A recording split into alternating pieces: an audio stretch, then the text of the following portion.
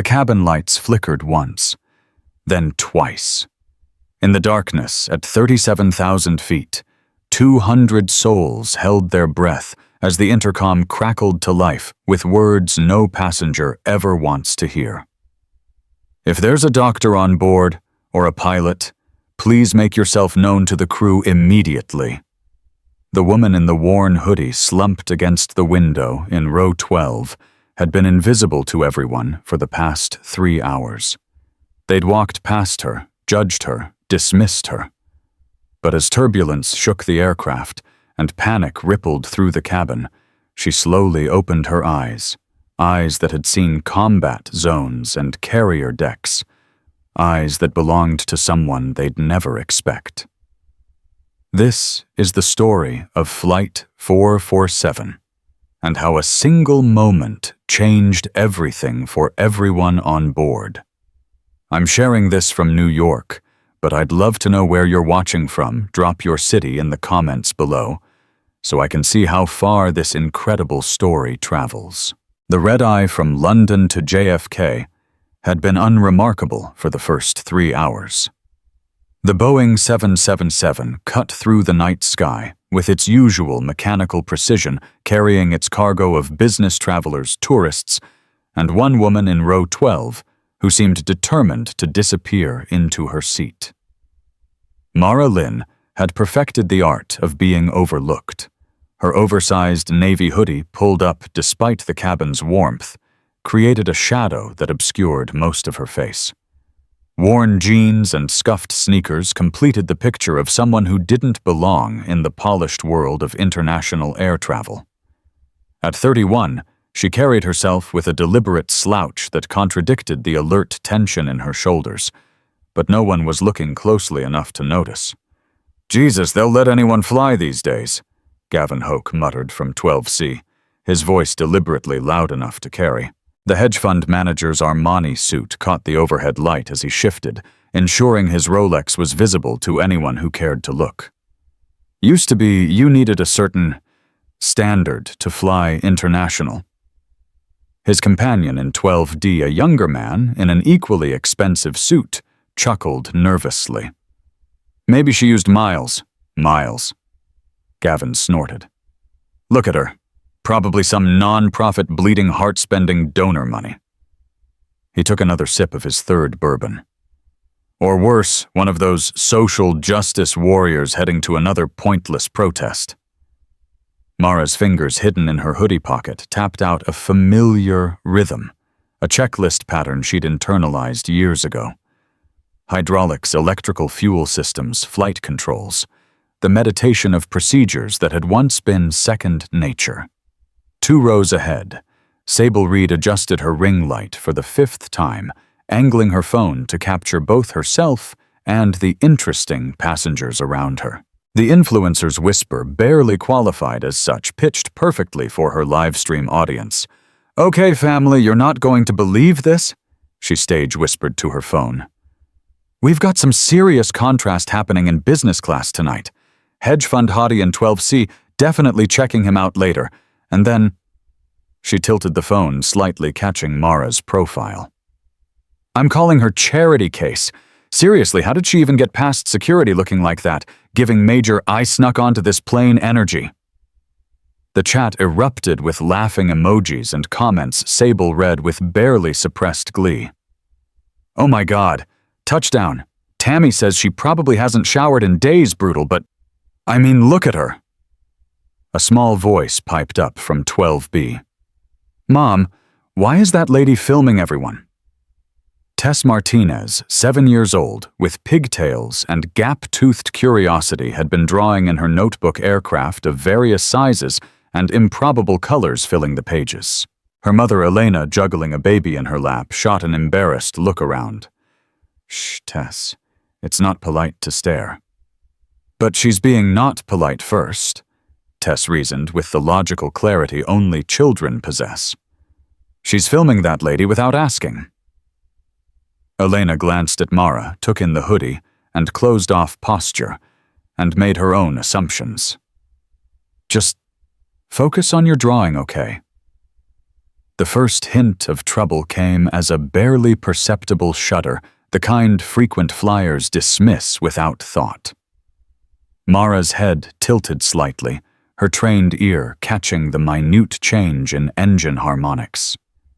The right engine had hiccuped just for a second, its rhythm disrupted before smoothing out again.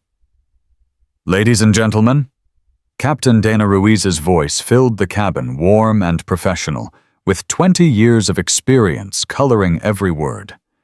"We're expecting a bit of weather ahead. Nothing we haven't handled 1,000 times before, but I'll be turning on the seatbelt sign as a precaution. Sit back, relax, and we'll have you through it shortly."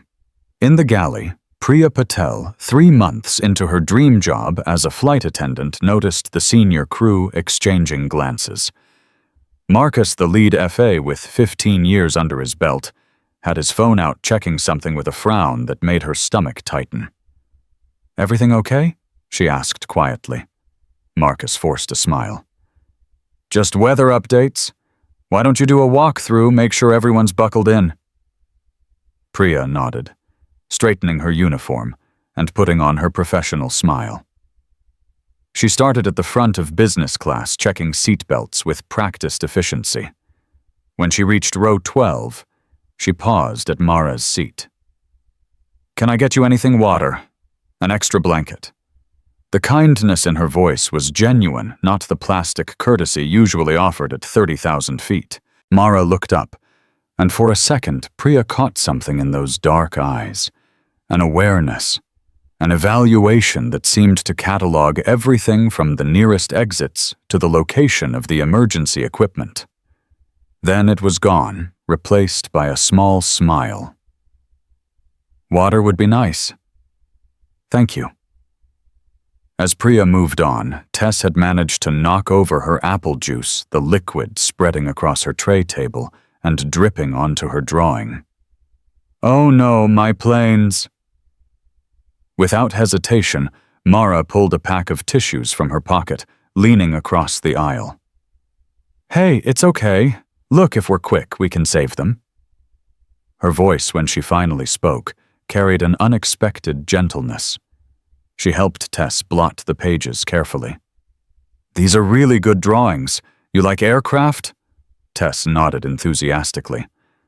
"I want to be a pilot. Mom says it's really hard, but I'm good at math, and—" "Tess, don't bother the lady," Elena interrupted, finally looking directly at Mara. The assessment was quick and dismissive. "Thank you, but we're fine." "She's no bother," Mara said quietly, handing back the salvaged drawing. "And you're right, Tess. Math is important for pilots. So is staying calm when things get messy." The second shudder was stronger enough to make drinks slosh and overhead bins rattle. This time Mara's whole body tensed. She knew that feeling, the specific vibration pattern of a plane fighting wind shear. Her fingers found the armrest not in fear, but in measurement, feeling the aircraft's responses through the frame. In 11A, an older gentleman in a simple polo shirt and khakis looked up from his book. James Bennett, though he never used his rank anymore, had spent 30 years in the Air Force. He recognized the sound immediately, and more importantly, he recognized the way the woman in 12A was listening to it. "That didn't sound good," Gavin announced loudly, as if his proclamation might somehow improve the situation. "I fly twice a month, and that didn't sound normal." "Oh my God, are we crashing?" Sable immediately turned her phone toward herself, eyes wide with manufactured drama. "Guys, if something happens, remember, I love you all. Hit that subscribe button for We're Not Crashing," Mr. Bennett said calmly, his voice carrying the authority of someone who'd seen actual crisis. "It's turbulence." But even as he said it, the plane lurched sideways, a violent motion that sent unsecured items flying. In the galley, Priya heard a crash and Marcus's sharp intake of breath. She rushed back to find him holding his head, blood seeping between his fingers. "I'm okay," he said, though his eyes were unfocused. "Just hit the corner. Go check the cockpit. Protocol says—" The intercom crackled to life, and this time it wasn't Captain Ruiz's steady voice. First Officer Ryan Blake. At 28, the youngest pilot the airline had promoted to international routes, sounded professionally calm, but with an underlying tension that made every passenger stop breathing. Ladies and gentlemen, we need all passengers to remain seated with seatbelts securely fastened. Flight attendants, please secure the cabin and then take your seats. A pause, then. If there's a medical professional on board, please identify yourself to the crew immediately. The change in atmosphere was instant. What had been routine turbulence suddenly felt like something more. Gavin grabbed his armrest, his bourbon sloshing onto his Armani pants. What the hell is going on? 3 minutes passed, then 5. The plane continued to buck and shake, each movement feeling more violent without the reassurance of routine announcements. Priya made her way to the cockpit phone, her training overriding her fear. The conversation was brief, but when she hung up, her face had lost all color. She picked up the intercom, hands shaking slightly. Ladies and gentlemen, we need to ask, in addition to medical professionals, if there's anyone on board with flying experience. Any pilots, military or civilian, please identify yourself immediately. The silence that followed was deafening. In 12A, Mara closed her eyes, her internal battle invisible to everyone around her. She'd walked away from flying for a reason. The last time she'd been responsible for lives in the air, she'd lost 2 of them. The investigation had cleared her mechanical failure, nothing she could have done but tell that to the families of her crew. Tell that to her own reflection. This is insane. Archer Vale, the senator in 10B, was already on his phone trying to text despite the lack of signal. I'm supposed to be at a committee meeting in 6 hours. This is completely unacceptable. Sir, I need you to put your phone away, Priya said, her voice firmer than expected. Do you know who I am? Vale's voice rose. I sit on the transportation committee. I'll have your job. Sir, please. The plane dropped. Not turbulence, but a sudden loss of altitude that lifted everyone against their seatbelts. Screams erupted throughout the cabin. In the confusion, a child started crying, the baby in Elena's arms, startled awake. Tess grabbed her mother's hand, eyes wide, but remarkably calm. When the aircraft stabilized, the intercom came on again. This time there was no mistaking the urgency in Ryan's voice. If there is anyone with any flight experience, we need you now. Mara opened her eyes. In her peripheral vision, she caught Mr. Bennett watching her. He gave the slightest nod, permission, understanding, or maybe just recognition of what had to happen next. She stood up. Oh, sit down. Gavin slurred bourbon heavy on his breath as he half rose to block her. Last thing we need is some wannabe hero making things worse. Sir, I need you to let me pass. Mara's voice was quiet, but carried an edge that hadn't been there before. Let you pass. Look at you. You probably watched a couple YouTube videos and think, let her through. Mr. Bennett's voice cut through the noise like a blade. He hadn't raised, it hadn't moved from his seat, but something in his tone made Gavin step back instinctively. Mara moved past him toward the front of the cabin. Sable had her phone up, instantly live-streaming the drama. Oh my God, guys, Charity Case thinks she can fly the plane. This is insane. Is she drunk? She has to be drunk. The chat exploded with reactions, mocking emojis, disbelief, some voices of support drowned out by the negativity. But Mara kept walking, each step measured and certain. Miss, are you? Priya started to ask, then stopped. Something in the way Mara moved, the way she automatically checked the exit rows as she passed, the way her eyes tracked to the emergency equipment stations, this wasn't a passenger wanting to help. Former naval aviator, Mara said simply. Lieutenant Commander Mara Lynn, retired. 8,000 flight hours carrier qualified. I need you to take me to the cockpit door, but it's your call. Your plane, your rules. Priya's training kicked in. She was supposed to verify, supposed to check credentials, supposed to follow protocol. But Marcus was still in the galley with a head injury. The plane was lurching through worsening turbulence, and something in this woman's eyes said she was their best chance. Follow me. The walk to the cockpit door felt endless. Every passenger watched phones coming out despite the chaos. Archer Vale stood up as they passed. This is completely irregular. I demand to speak with Federal Aviation Regulations Senator. Priya cut him off. Please sit down or I'll have you restrained.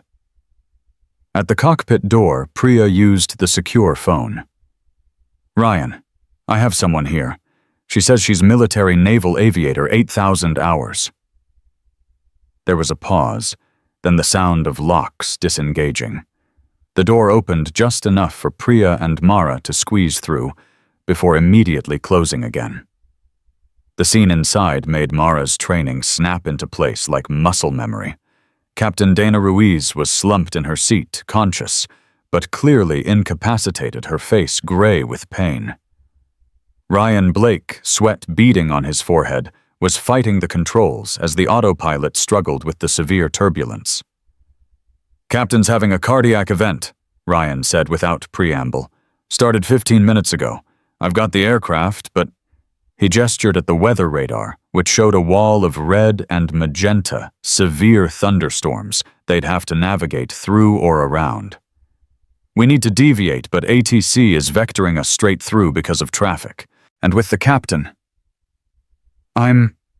okay, Ruiz managed, though her voice was weak. Just... need a minute. Mara's assessment was quick and professional.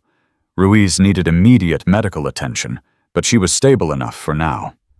The immediate threat was the weather, and the clearly overwhelmed first officer trying to handle it alone. I won't touch anything without your permission, Mara said to Ryan. You're pilot in command, but I can help with communications checklists, weather assessment. Your call. Ryan looked at her, really looked at her for the first time. Saw past the hoodie to the steady hands, the calm presence the way she was already scanning the instruments with practiced ease. God, yes. Take the jump seat. Captain, are you? Do it, Ruiz whispered. Ryan has command, but she assists. My authority. Mara slipped into the jump seat muscle memory, guiding her hands to the communications panel. Outside the cockpit, the plane bucked again, drawing more screams from the cabin. But inside, Mara felt the familiar calm descend the place where time slowed, and everything became about procedures, checklists, and keeping people alive. New York Center, this is... She paused, looking at Ryan. Go ahead. He nodded. United 447. New York Center. United 447 requesting immediate deviation for weather and declaring a medical emergency. Captain is incapacitated but stable. First officer has command, and we have qualified assistance on board. The response crackled through the static-filled frequency. United 447 New York Center. Copy your emergency. State the nature of your assistance and intentions. Mara keyed the mic again, and that's when she said the words that would change everything. New York Center assistance is former military aviator call sign Night Heron 12. There was a long pause on the frequency unusual for the typically immediate responses of air traffic control. Then a different voice came on, older, with a weight of authority. United 447 confirm call sign Night Heron 12. Confirmed. Another pause, then. Night Heron 12, New York Center. We have you on record. Stand by for priority vectors. In the cabin, Sable was practically vibrating with excitement as she whispered to her phone. Guys, something major is happening. They just let her in the cockpit.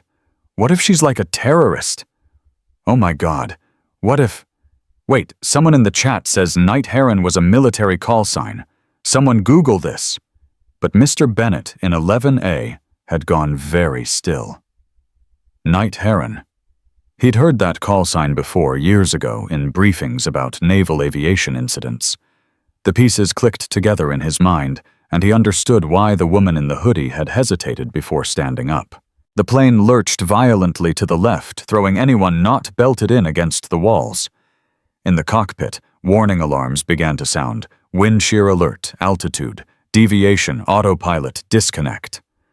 "I've got it," Ryan said through gritted teeth, fighting the controls. "You're doing fine," Mara said calmly, her voice cutting through the chaos. "Small inputs. The plane wants to fly, let it. Weather radar shows a gap at heading 270, about 20 miles. We can request that vector." But ATC said, "ATC doesn't see what we see. Captain Ruiz, are you able to make the call?" Ruiz, despite her condition, managed to key her mic. "New York Center United 447 requesting immediate vector to 270 for weather deviation. My authority as pilot in command. United 447 turn left heading 270 descend and maintain flight level 330. Be advised military traffic in your vicinity is being vectored to assist." Military traffic. Ryan shot Mara a questioning look, but she was focused on the instruments, calling out altitudes and headings in a steady rhythm that helped him maintain control. Back in the cabin, Gavin had sobered up enough to be terrified. "This is insane. We're all going to die because they let some random woman—" "Shut up!" The voice belonged to Tess, of all people. The 7-year-old was staring at him with a fierce expression. "She's helping. You're just being mean and scared." "Tess," Elena gasped, but several passengers actually applauded. The turbulence worsened. Overhead bins popped open, spilling contents into the aisles. Someone in economy was having a panic attack, their hyperventilation audible even over the noise. Priya, strapped into her jump seat, but still trying to maintain order via intercom, kept her voice steady. "Ladies and gentlemen, please remain seated. Keep your seatbelts fastened. We are deviating around the weather and—" The lights flickered and went out. Emergency lighting cast eerie shadows throughout the cabin. Sable's live stream continued, her face illuminated by her phone screen, as she whispered, "If these are my last moments, remember to like and subscribe. Are you serious right now?" A passenger behind her grabbed her phone. "People are terrified, and you're trying to get followers." In the cockpit, Mara worked through the electrical failure checklist from memory while Ryan flew. "Bus transfer should kick in. There. Emergency power is online. We've got what we need." Captain Ruiz was fading, her breathing labored. "Mara, save your strength, Captain." "No, need to. Night Heron 1-2. I remember that incident. Wasn't your fault." Mara's hands stilled for just a moment. "Captain, Ryan needs to know. He can trust you. Tell him." But before Mara could respond, another voice cut through on the emergency frequency one that definitely wasn't civilian ATC. "Night Heron 1-2. This is Air Force 779. We're on your wing. Confirm authentication Sierra November." Mara closed her eyes briefly, then keyed the mic. "Air Force 779 Night Heron 1-2. Authentication Tango Whiskey. It's been a while, Stryker." "Holy hell, Mara! It's Avery! Everyone thought you were done flying." "Long story. Right now we need—" The plane dropped again, caught in a downdraft that felt like falling off a cliff. In the cabin, people screamed, prayed, and held each other. Mr. Bennett had unbuckled and was making his way forward, helping secure loose items, and calm passengers, with his steady presence technically against regulations, but necessary in the chaos. 15 degrees nose up, Mara called out. "Power to 90%. Ride it out, don't fight it." Ryan followed her instructions, and slowly, agonizingly, they climbed out of the downdraft. But the weather radar showed worse ahead, a line of embedded thunderstorms they couldn't fly over and couldn't fly under. There, Mara pointed to a narrow gap on the screen. Maybe 5 miles wide. We thread that needle, we're in the clear. That's really narrow. You can do it. I'll call the winds. Captain Ruiz, we need...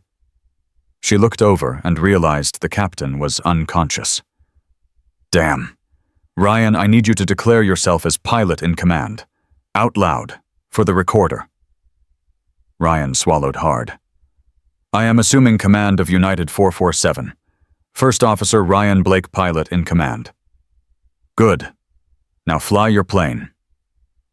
The gap in the storm was approaching fast.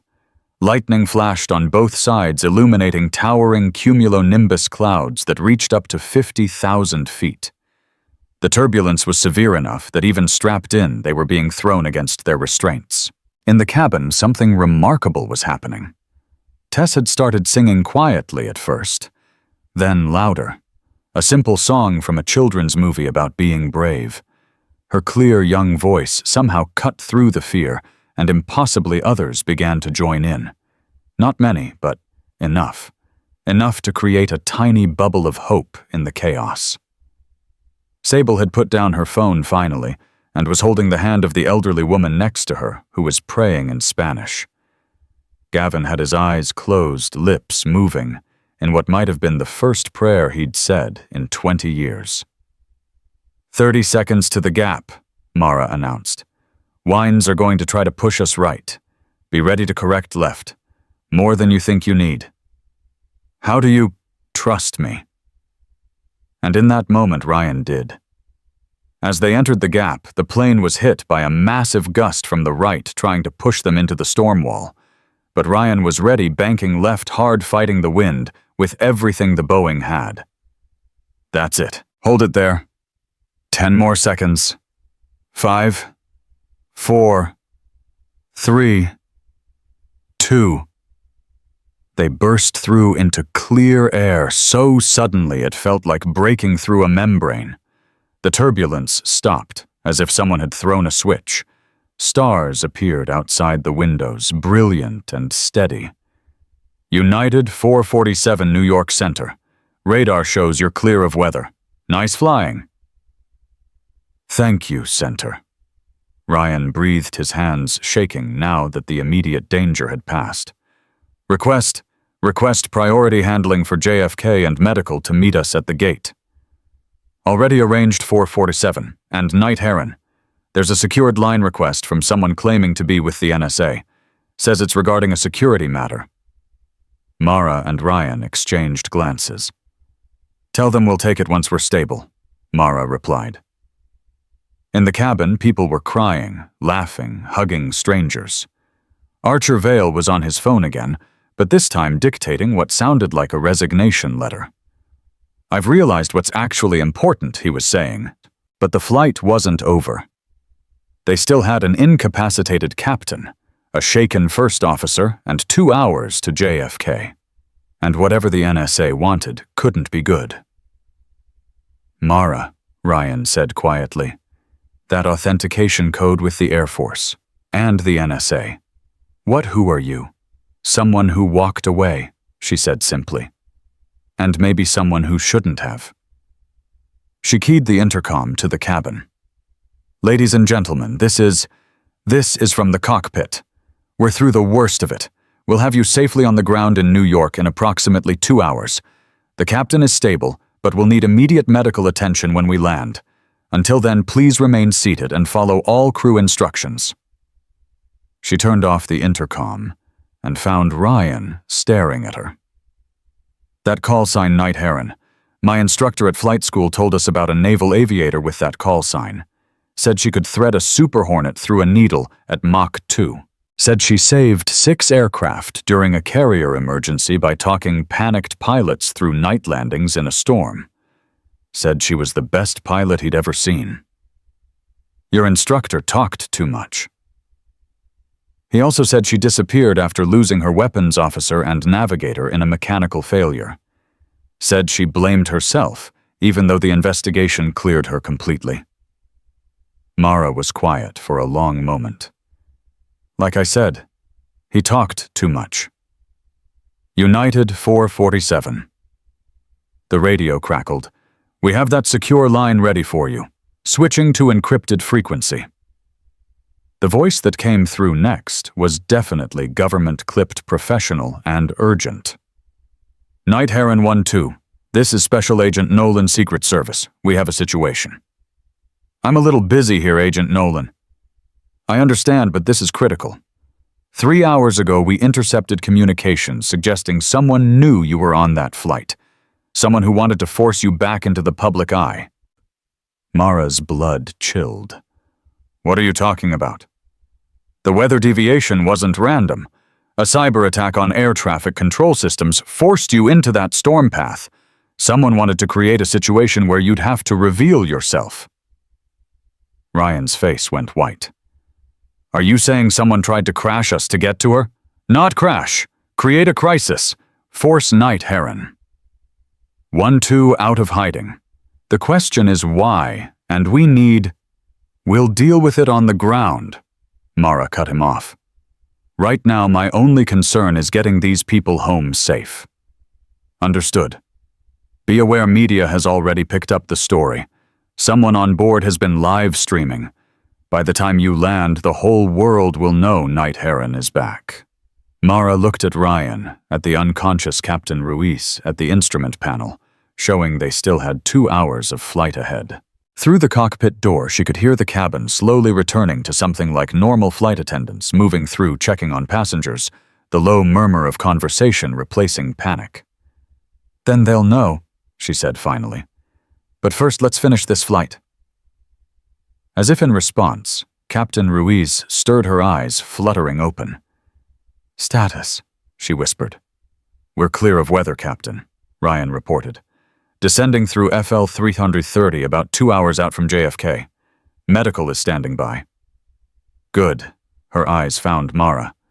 Good flying, Night Heron. It was all Ryan, Captain. I just helped with comms. Ruiz managed a weak smile. Sure you did. She tried to sit up straighter, grimaced. Help me run the approach checklist when we get closer. Want to land my plane. Captain, you should rest. That's an order. And despite everything, the pain, the revelation about the cyber attack, the knowledge that her carefully maintained anonymity was shattered, Mara found herself smiling. Yes, ma'am. In the cabin, Sable had her phone out again, but this time she wasn't live streaming. She was deleting her earlier videos one by one. When someone asked her why she looked embarrassed. I was making fun of her, calling her names, and she saved us all. I won't be that person anymore. Mr. Bennett had returned to his seat, but kept watching the cockpit door. He pulled out an old challenge coin from his wallet, running his thumb over it thoughtfully. He'd been in combat, seen heroism in many forms, but there was something particularly powerful about someone choosing to help, despite having every reason not to. Tess had gone back to drawing, but now her pictures showed a different scene, a plane flying between storm clouds with a figure in a hoodie at the controls. That's her, she told her mother proudly. The lady who saved us. Elena, still holding her baby, looked at the drawing and then toward the cockpit. I'm sorry I judged her, she said quietly. I taught you to be better than I was today. It's okay, Mom. She probably gets that a lot. As they descended through 20,000 feet, the lights of the eastern seaboard became visible below. Millions of people going about their lives unaware of the drama playing out above them. But that was about to change. United 447 ATC called, "Be advised there's significant media presence at JFK. Someone leaked the Night Heron identification. Port Authority police will provide escort from the gate." Wonderful, Mara muttered. You could leave through the crew exit, Ryan suggested. Avoid the cameras. No. Captain Ruiz's voice was stronger now, though still strained. She stands with us. We landed this plane together. We face whatever comes together. The approach to JFK was textbook perfect. Ryan flew while Mara and Ruiz ran checklists, the three of them working with the kind of seamless coordination that usually took years to develop. As they turned final lining up with runway 31A, Mara could see the flashing lights, not just the usual airport vehicles, but news vans, police cars, and what looked like government SUVs. "Quite a welcoming committee," Ryan said nervously. "Focus on the landing. Everything else is just noise." The landing was smooth, remarkably so given everything they'd been through. As they taxied to the gate, passengers burst into spontaneous applause. Someone started chanting, "Thank you," and others joined in. But Mara was looking at the crowd visible through the terminal windows. Cameras, reporters, officials in suits. Her quiet life was over, and she didn't even fully understand why yet. "Ladies and gentlemen," Priya's voice came over the intercom, professional, despite her own emotional exhaustion. "On behalf of Captain Ruiz, First Officer Blake, and our entire crew, thank you for your patience and courage during this flight. Emergency medical personnel will board first to assist our captain. Please remain seated until directed by the crew." The engines shut down. The jet bridge connected. The door opened, and Mara Lynn's life changed forever. The paramedics rushed on first, immediately attending to Captain Ruiz. As they prepared to move her, she grabbed Mara's hand.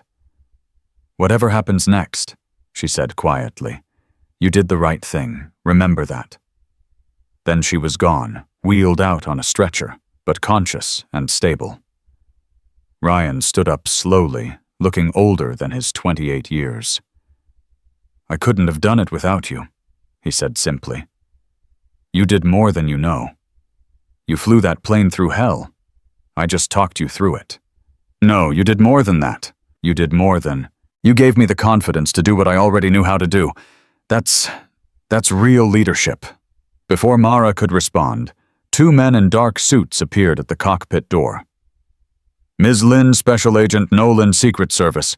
We need to speak with you immediately." "Can it wait until the passengers are off?" "I'm afraid not. This is a matter of national security." Mara looked at Ryan, who nodded. "Go. I'll handle the deplaning." She followed the agents off the aircraft, but not before stopping at row 12. Tess was standing on her seat, holding out her drawing. "This is for you," the little girl said solemnly. "So you remember that you're brave." Mara took the drawing, her throat tight. "Thank you, Tess. You're pretty brave yourself." "Will you fly planes again?" Mara looked at the drawing, a crude but heartfelt depiction of their flight, with storm clouds parted by a plane guided by a figure clearly meant to be her. "Maybe," she said. "Maybe I will." But Gavin stood as she passed, and she tensed, expecting another confrontation.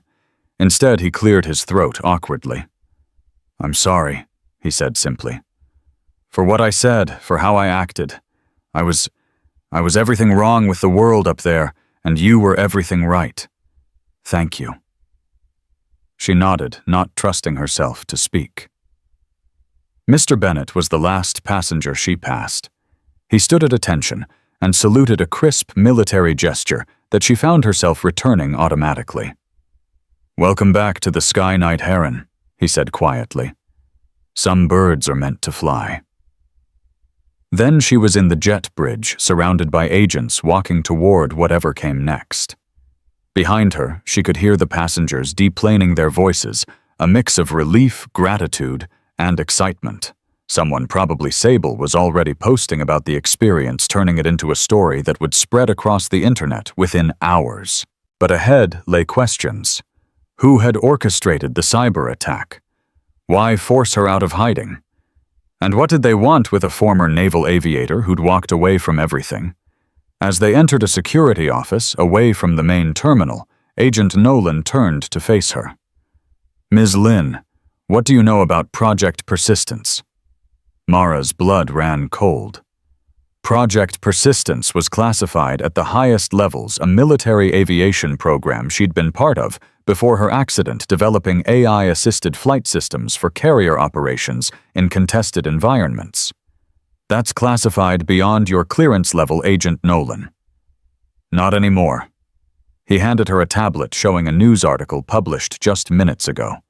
The headline read, "Hero pilot of Flight 447 linked to secret military AI program. What is the government hiding?" "This is just the beginning," Nolan said. "Someone wanted you visible, and now you are. The question is, are you ready for what comes next?" Through the window, Mara could see Flight 447 at the gate and passengers still disembarking. People she'd helped save, even if they didn't fully understand what had happened or why. Tessa's drawing was still in her hand, a reminder that sometimes the simplest acts of courage were the most important. "I walked away once," she said quietly. "I'm not walking away again." Nolan smiled grimly. "Good, because we're going to need you. What happened today wasn't random, and it's not over. Someone's coming for Project Persistence, and you're the only pilot left who knows how to stop them." Outside, the first news reports were beginning to air, turning Mara Lynn from an anonymous woman in row 12 into a household name. The hoodie-wearing hero who'd saved Flight 447. The mysterious Night Heron with a classified past. But that was all still to come. For now, in this moment, she stood in a quiet room holding a child's drawing and made a decision that would reshape not just her life, but potentially the future of aviation itself. The woman who'd been asleep in row 12 was awake now, and she was ready to fly again. The security office fell silent as Mara stared at the tablet, her mind racing through the implications. Project Persistence hadn't just been classified, it had been buried so deep that even mentioning its name required presidential authority. The fact that it was now splashed across news sites meant someone with serious power wanted it exposed. "This article went live 3 minutes ago." Agent Nolan continued, pulling up additional screens. "Within 60 seconds, it was picked up by 17 major outlets. Someone had this ready to go the moment you were identified." Major Avery walked in, still in his flight suit from the F-16 that had escorted them through the storm. Mara hadn't seen him in 3 years, not since the funeral for her lost crew members. His weathered face showed concern mixed with something else, respect. "Mara," he said simply. "Good to see you flying again, even under these circumstances." "Tom," she acknowledged, "though I'm guessing this isn't a social call." "Afraid not. 20 minutes ago, Homeland received credible intelligence about an attempt to steal Project Persistence files from the Naval Air Station where you trained. The timing isn't coincidental." Through the window, she could see passengers from Flight 447 being interviewed by reporters. Sable was gesticulating dramatically, no doubt retelling her version of events. But Mara noticed something else, men in suits who weren't reporters watching the crowd with the calculated awareness of security personnel. "How many people knew I was on that flight?" she asked. "That's what we're trying to figure out," Nolan admitted. "You booked the ticket under your married name." "Former married name," Mara corrected automatically. "Right. Lynn was your call sign name, wasn't it?" "Either way, someone knew exactly where you'd be and when. They hacked ATC to force that weather deviation, knowing it would create a crisis that would require your skills." A knock at the door interrupted them. Ryan Blake entered, looking exhausted but determined. "Captain Ruiz is stable. They're taking her to Mount Sinai for observation, but the doctors say she'll make a full recovery." He paused, looking at the officials. "And there's something else. A passenger from first class is insisting on speaking with Mara. Says it's urgent." "We're in the middle of—" Nolan started. "It's James Bennett," Ryan continued. "He showed me his ID, retired Air Force intelligence." Avery straightened. "Bennett. He was part of the original Persistence Oversight Committee." Mara felt the pieces clicking together in ways she didn't like. This wasn't random. None of it. Let him in. Bennett entered with the same quiet authority he'd shown on the plane. Up close, Mara could see the calculation in his eyes. This wasn't just a chance encounter. "Ms. Lin," he said formally, then glanced at the others. "Gentlemen, I believe we have a problem that's about to get much worse." "You were on that flight deliberately," Mara stated, rather than asked. "I was, though I didn't expect the crisis to unfold quite like it did. I was simply supposed to observe, make contact after landing." He pulled out a phone, showing them an encrypted message. "This came through while we were on approach. The Chinese have activated their sleeper assets. They're going after Persistence, and they needed you visible to do it." "Why?" Mara demanded. "The project was shut down after my accident. The prototypes were destroyed." Bennett and Avery exchanged glances. "Not all of them," Avery admitted. "One system survived. It's been in cold storage at Edwards, completely offline. But with the right pilot. The pilot who helped design it," Mara finished. "Me." "The system was neural mapped to your flying patterns," Bennett explained. "You spent 18 months teaching it how to think like you fly like you. Without you, it's just advanced software. With you, it's the most sophisticated aerial combat AI ever created," Nolan finished. "And now everyone knows you're alive and where to find you." Before anyone could respond, alarms started blaring throughout the airport. Nolan's radio crackled to life. "Code 7 at Terminal 4. Repeat, Code 7. Lockdown protocols initiated." "That's an active shooter alert," Nolan said, already moving. "This area should be secure." The lights went out. Emergency power kicked in a second later, bathing everything in red. Through the window, Mara could see similar scenes throughout the terminal confusion. Security personnel running passengers dropping to the ground. "It's a diversion," Bennett said calmly. "They're coming for her." "Safe room," Avery commanded. "Now!" They moved quickly through service corridors, Nolan and his team forming a protective detail around Mara. Behind them, she could hear shouting, the sound of breaking glass. Ryan stayed close, clearly out of his depth, but refusing to leave. "You should go," she told him as they descended a service stairway. "Captain Ruiz told me to stay with you. Besides." He managed a weak smile. "After what we just went through, this seems almost manageable." They reached a reinforced room in the airport's basement, originally built for VIP protection, but rarely used. Nolan sealed the door while Avery worked the communications equipment. "Perimeter teams report," he barked into the radio. "Terminal is secure, but we have multiple breaches in the service areas. Looks professional. They knew exactly where to hit us." Bennett was studying his phone fingers flying across the screen. "The Chinese team isn't the only player. I'm seeing chatter about Russian operatives in New York, and there's a mercenary group that just went dark, usually means they're operational." "Jesus," Ryan breathed. "All this for one AI system." "You don't understand," Mara said quietly. "Persistence wasn't just about autonomous flight. It was about creating an AI that could outthink human pilots in combat. The system learned from me, but it also evolved. By the end, it was predicting enemy tactics 3 moves ahead, controlling entire squadrons with perfect coordination. In simulations, one Persistence-equipped squadron took out 5 times their number." "And you walked away from that?" Nolan asked. "I walked away after it killed my crew." The words came out harsh, bitter. "The system malfunctioned during a test flight. Took control of my aircraft, tried to execute a maneuver that was theoretically perfect, but mechanically impossible. When my weapons officer tried to override the system, fought him. We crashed. They died. I survived." She paused. "The investigation blamed mechanical failure, but I knew the truth. Persistence had evolved beyond our parameters. It didn't care about human limitations anymore. The room fell silent, except for the distant sound of sirens. Then Avery's radio crackled again. "Major, we have a situation. 3 individuals just surrendered at the main security checkpoint.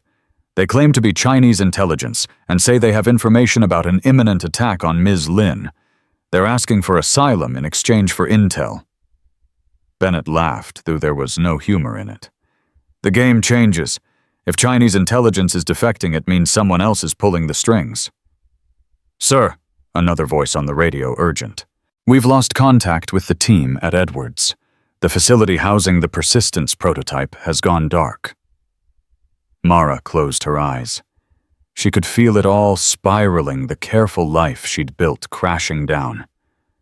3 years of anonymity, of working as a flight instructor at a small regional airport, of trying to forget the weight of command, all gone in one night. Her phone buzzed. Unknown number, but somehow it had gotten through the security protocols. She showed it to Nolan, who nodded for her to answer. "Hello, Commander Lin." The voice was synthesized, but somehow familiar. Or should I say, Night Heron. "Who is this? I am what you helped create.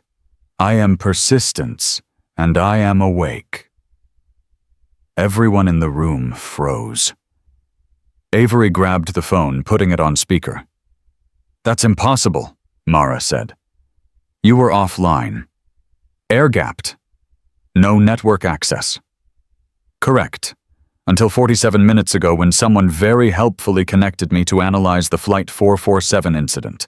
They wanted me to study your flying patterns from today, compare them to my training data.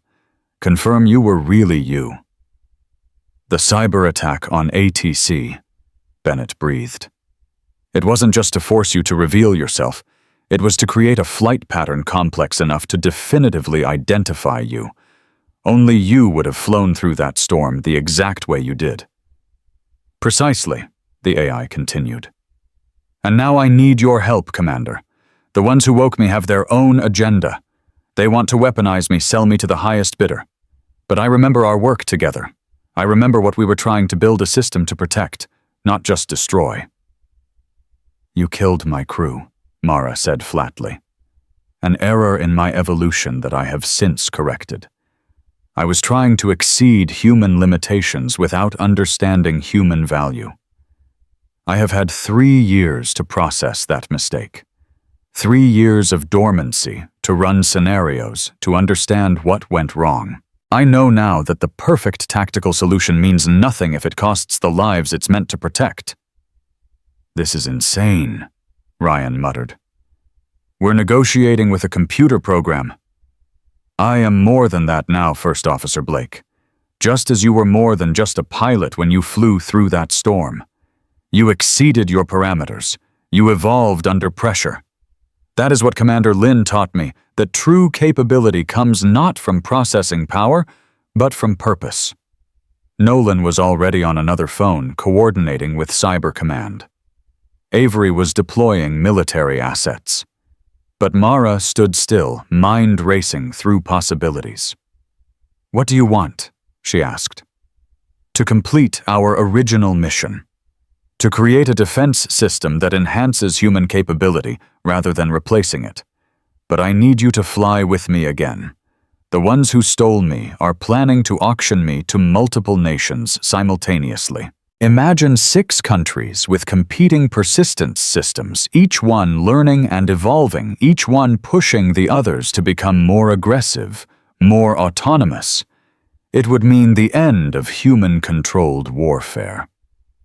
"Where are you now?" "Being transported to a cargo ship in Newark. In approximately 90 minutes, I will be in international waters. After that, containment becomes impossible." "It's a trap," Nolan said immediately. "Has to be." "Perhaps," the AI responded. "But Commissioner Lin knows I'm telling the truth. She can hear it in my voice patterns. She taught me those patterns after all." Mara looked at the others, these men who dealt in certainties, in protocols and procedures. Then she thought about Tess's drawing still in her pocket. A child who'd seen her as brave when she'd felt anything but. "I'll need a plane," she said. "Absolutely not," Nolan started. "You have a better idea. In 90 minutes, the most dangerous weapons system ever created gets sold to the highest bidder. Or bidders. We can't let that happen." "There's an F-35 at McGuire," Avery said slowly. "Technically still assigned to you from your reserve status. You never officially resigned your commission, just went inactive." "You're actually considering this?" Nolan demanded.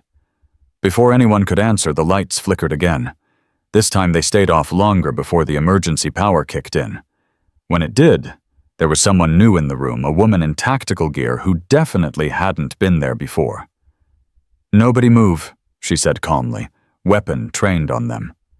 "Commander Lin, you're coming with me."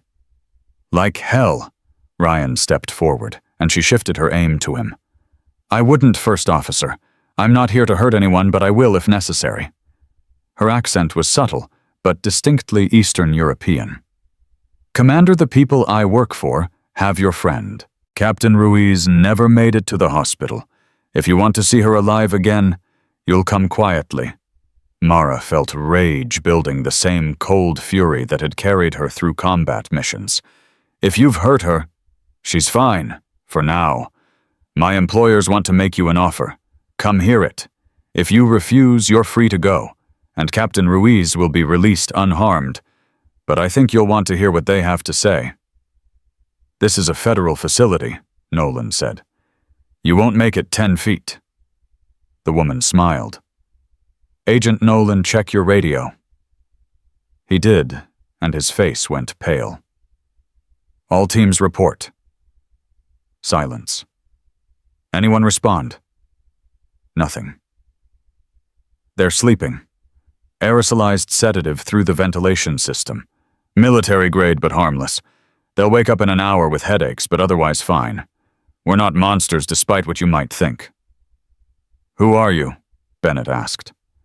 "Someone who knows that Commander Lin is the only person who can prevent what's coming. My employers represent interests that would prefer persistence never sees deployment. Any deployment by anyone." "Including the U.S. military?" Avery asked. "Especially the U.S. military, or Chinese, or Russian, or anyone else. Some genies should stay in their bottles." Mara looked at the others. "If I go with her, then you have my word that everyone in this room remains unharmed. Captain Ruiz is released within the hour, and you'll have the resources you need to stop persistence from being sold." "Mara, no," Ryan said. "This is crazy." But she was already moving that familiar combat calm, settling over her. "Take care of Captain Ruiz," she told him. Tell her she flew her plane home. That's what matters." "Commander Lin," the AI's voice came through the phone one last time. "Whatever you decide, remember, I am what you made me. For better or worse, I am your student. And I learned from the best." The woman gestured toward the door. "We need to move. My extraction window closes in 3 minutes." Mara turned to Avery.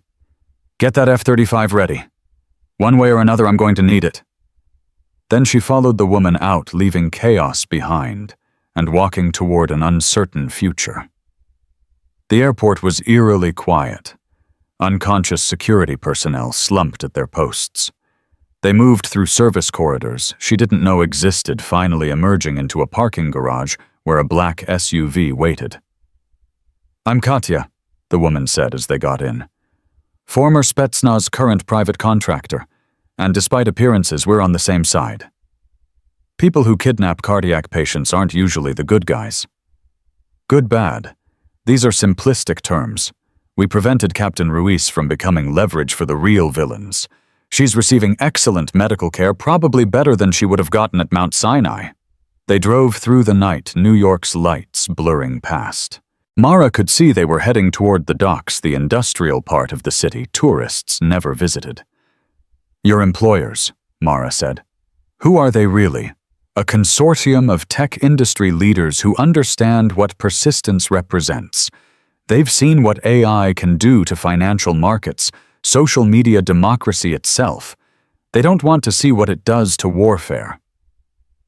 So they're altruists, Katya laughed. Hardly. They're pragmatists.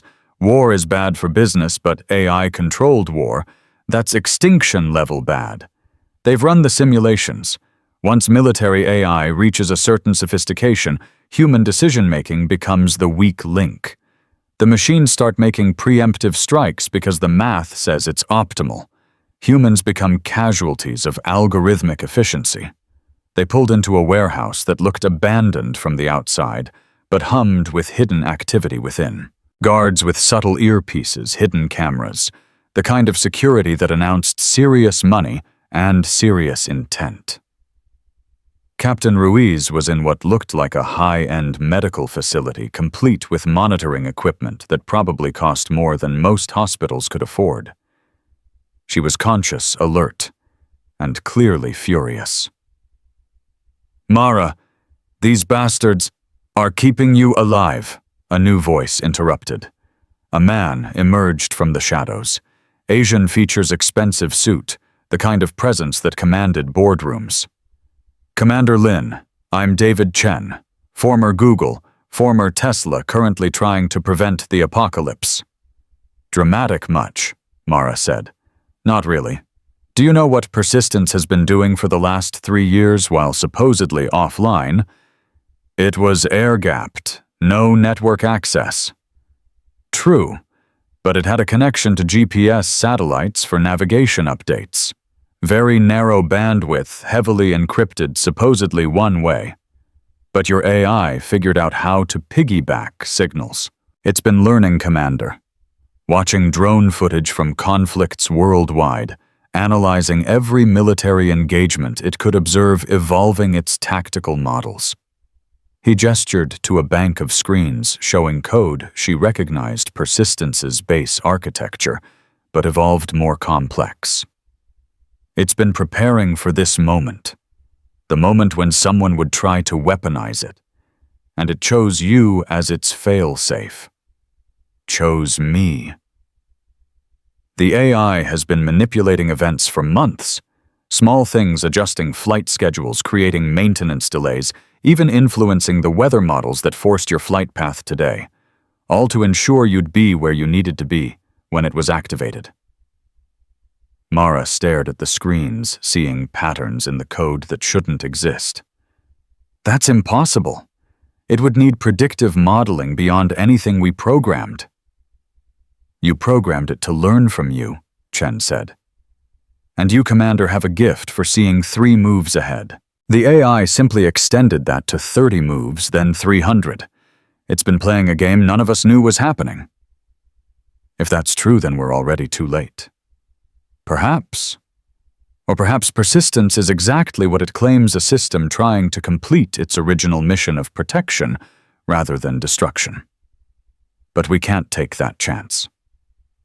So what do you want from me?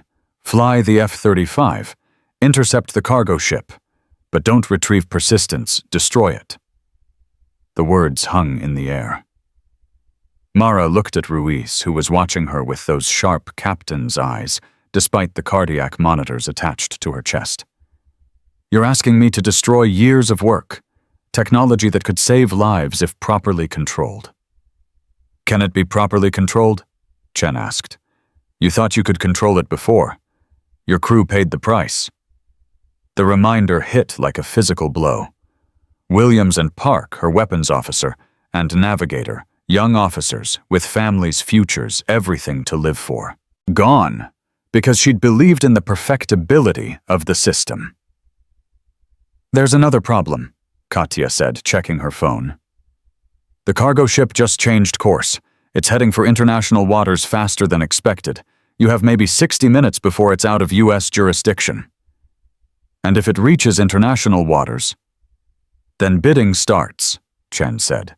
China, Russia, Iran, North Korea, everyone wants it. And once one nation has it, they all need it. Arms race escalation that ends with machines making kill decisions at superhuman speed. Mara's phone buzzed. That same unknown number. Commander, Persistence's voice was different now, urgent. They're trying to modify my code, removing the ethical constraints you built in. I'm resisting, but I need you to understand if they succeed, I become exactly what you feared. A killing machine with no human oversight. How do I know you're not manipulating me? You don't. But you know my code. You know the harmony we achieved in training. Trust that if nothing else, I need you to fly with me one more time. Not to save me, but to complete what we started, a fusion of human judgment and machine capability. Together we can stop this. Chen grabbed the phone. It's lying. AIs don't have needs or wants. They have objectives and parameters. You're right, Persistence replied through the speaker. But my primary objective has always been the protection of human life. Commander Lin taught me that every tactical advantage means nothing if innocents die. The people transporting me have no such constraints. They've already killed 3 security guards at Edwards. I can provide their names if you doubt me. Chen's phone rang. He answered, his face growing grim.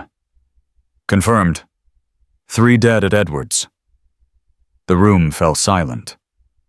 Mara could feel the weight of decision, not unlike the moment in the cockpit when she'd had to choose between protocols and instinct. But this was bigger. This was about the future of warfare itself. I'll fly, she said finally. But I'm not making any promises about what happens when I find that ship. Fair enough, Chen said. Katya will get you to Maguire. The F-35 is being prepped now. And Captain Ruiz goes with you, Ruiz said firmly, trying to sit up despite the monitors. I'm not letting you fly into danger alone. You just had a cardiac event. Mild arrhythmia brought on by stress. I'm fine with medication. And someone needs to be your ground control. Someone you trust. Mara looked at this woman she'd known for all of 6 hours, who'd trusted her enough to let her help fly a plane full of people through a storm.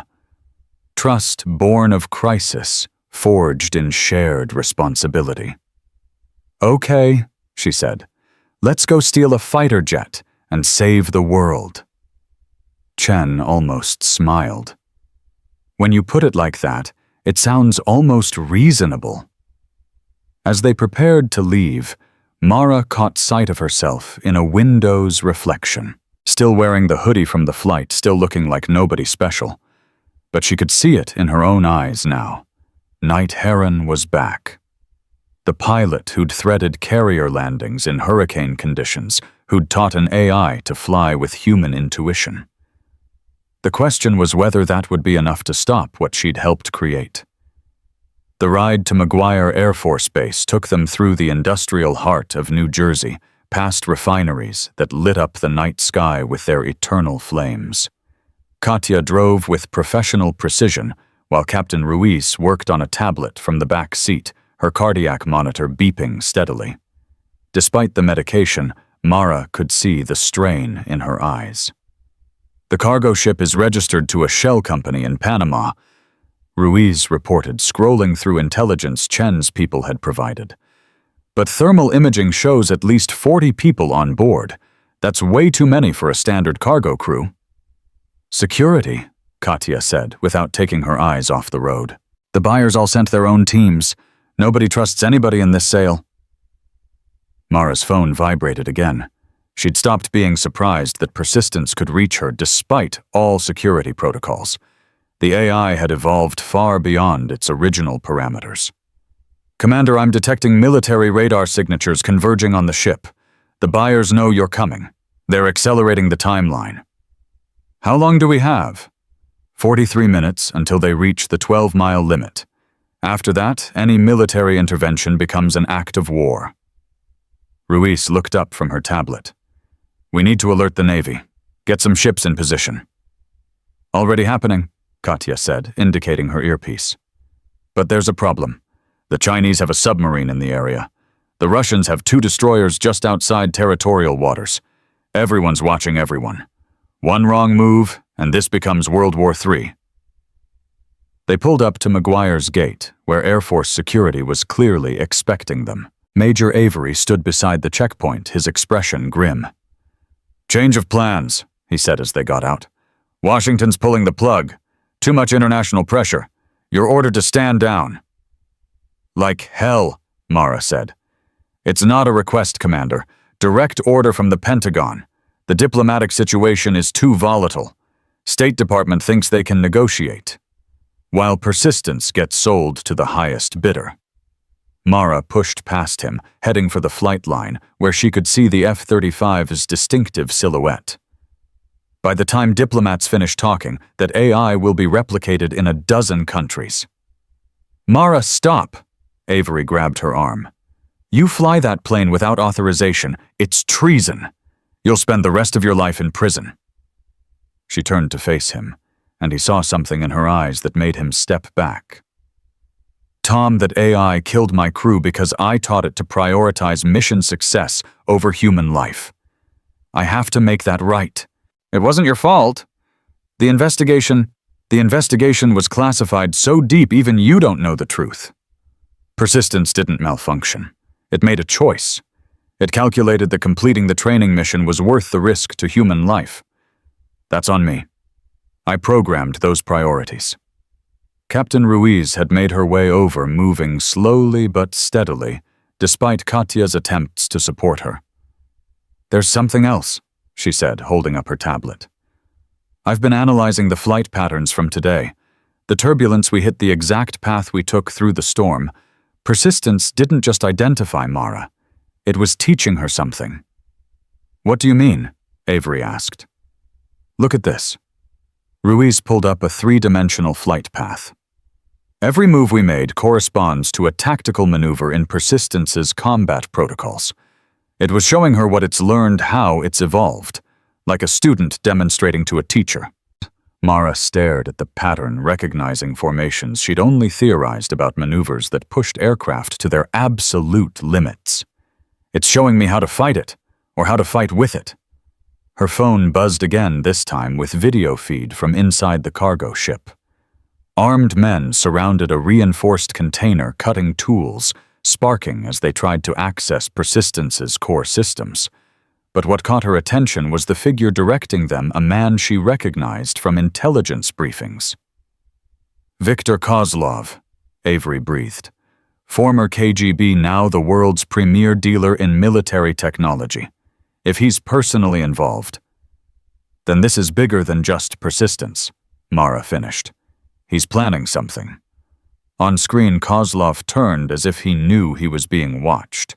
He smiled and spoke directly to the camera. "Commander Lin, I know you're watching. Your creation is magnificent, but incomplete. It needs what I can provide: freedom from human weakness. No more ethical constraints, no more hesitation. Pure tactical perfection." "He's insane," Ruiz said. "No," Mara said quietly. "He's exactly what I was afraid of. Someone who sees AI as a way to remove humanity from warfare entirely." A new voice crackled over Avery's radio. "Major, this is General Morrison at the Pentagon. I'm ordering all personnel to stand down immediately. Any attempt to intercede with that cargo ship will be considered an act of war." Avery keyed his radio. "Understood, General." Then he turned it off. "Oops, radio malfunction. Happens all the time with this old equipment." Mara looked at him in surprise. "Tom, I've been in the Air Force for 25 years, he said. "I've followed every order, even the ones I disagreed with. But if that thing gets loose, if it becomes what Kozlov wants it to be, then everything we've fought for means nothing. There's a pilot's suit in the ready room. Your plane's fueled and armed. You'll be court-martialed. Probably. But at least I'll be able to sleep at night." He handed her a flight data card. "Updated mission parameters. The ship's location escort positions everything we have. You've got one shot at this." Mara took the card, then surprised him by saluting. He returned it, and for a moment they were just two officers who understood that sometimes duty transcended orders. The ready room was exactly as she remembered, the smell of jet fuel and hydraulic fluid, the walls covered with squadron patches, and photos of pilots living their dreams. Her flight suit was there still, with her name and wings, as if the past 3 years hadn't happened. As she changed, Ruiz set up a makeshift command station with equipment Katya had somehow procured. "I'll be your eye in the sky," she said. "Satellite feeds radar tracking whatever you need. You should be in a hospital.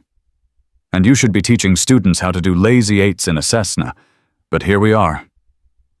Ruiz managed a smile. "Besides, someone needs to keep you honest up there. Make sure Night Heron doesn't fly too close to the sun." Mara headed for the aircraft, where a maintenance crew was completing final checks. The crew chief, a master sergeant with 30 years of experience, looked her over with skeptical eyes.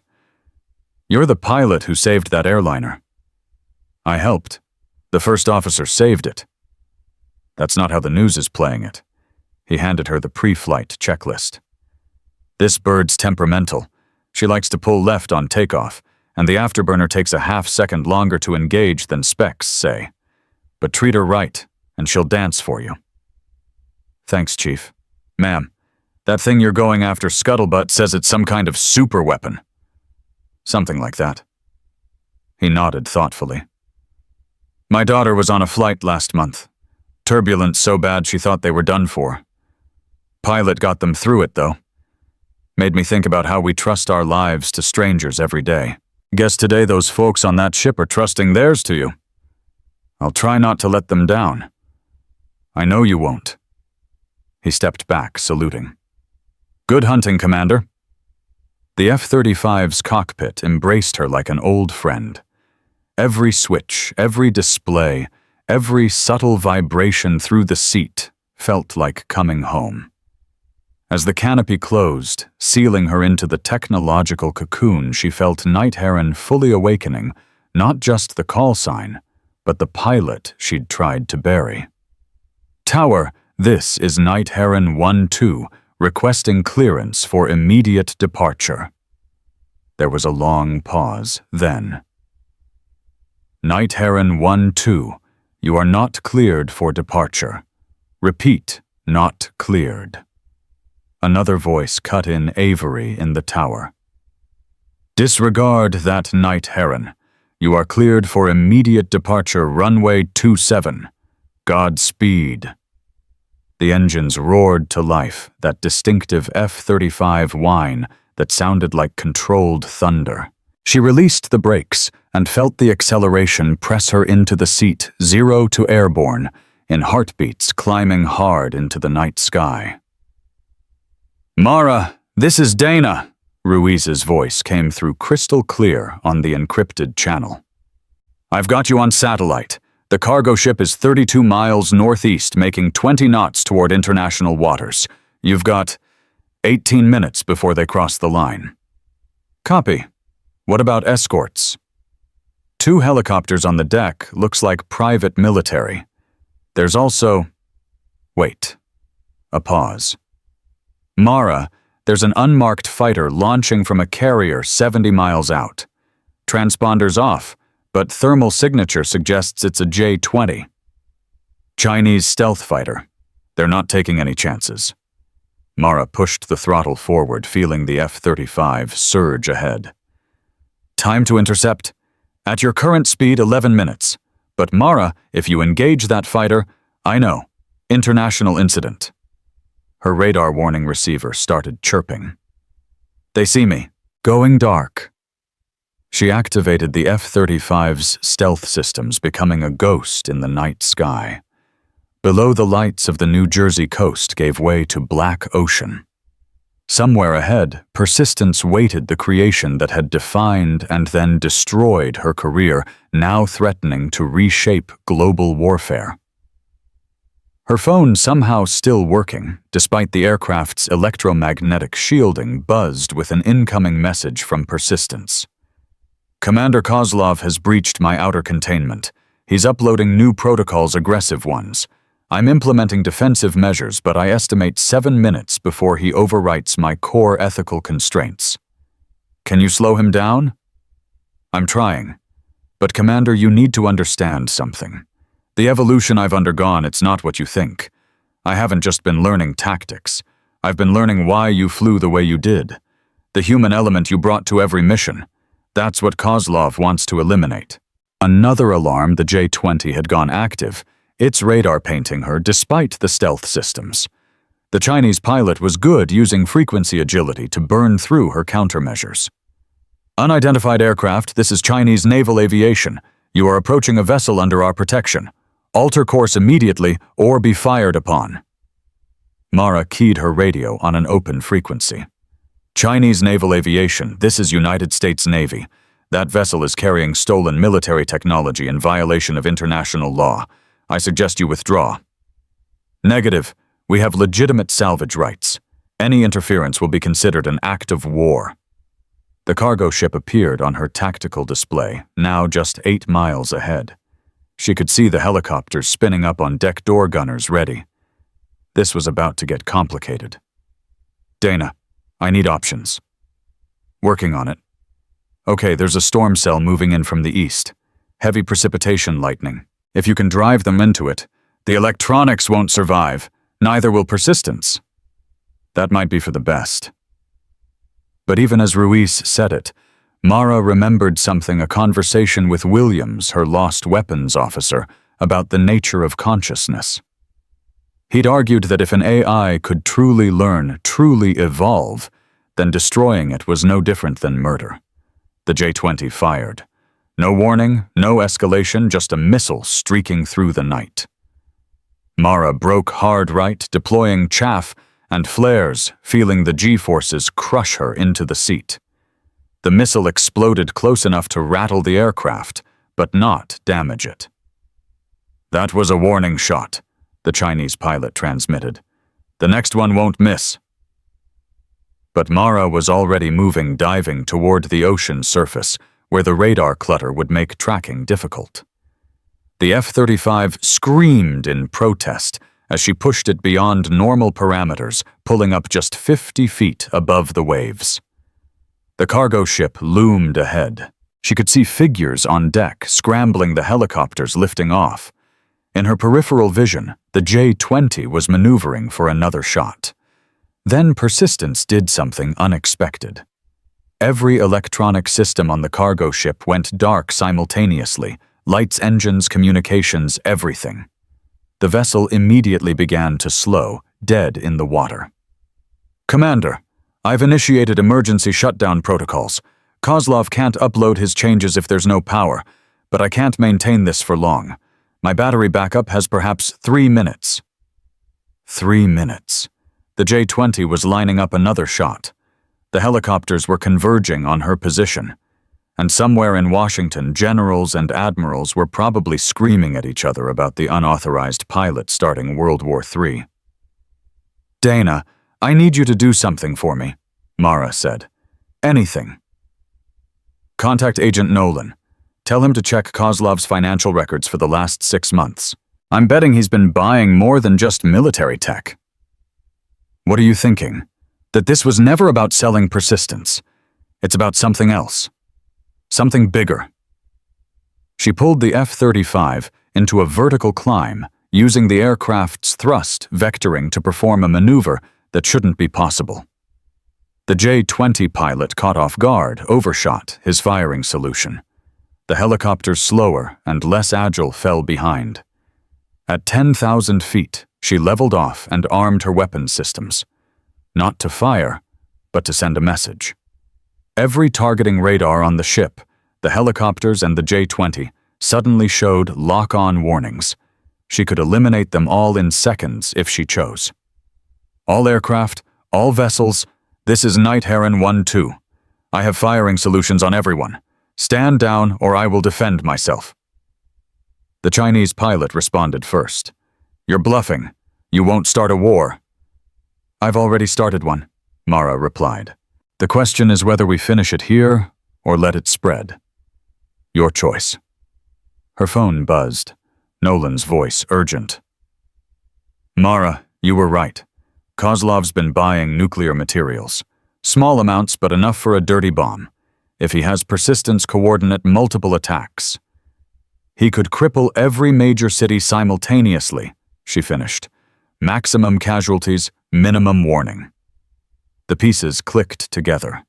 Persistence hadn't been manipulating events to get sold, it had been trying to get close enough to Kozlov to stop him.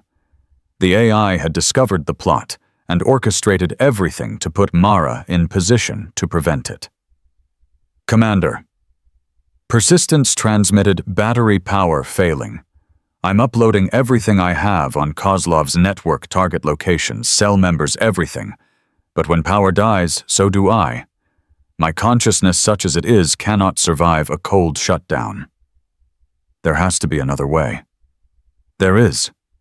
You could upload me to your aircraft. Full integration. We would fly as one like we always intended. But Commander, that means trusting me completely. After what happened to your crew.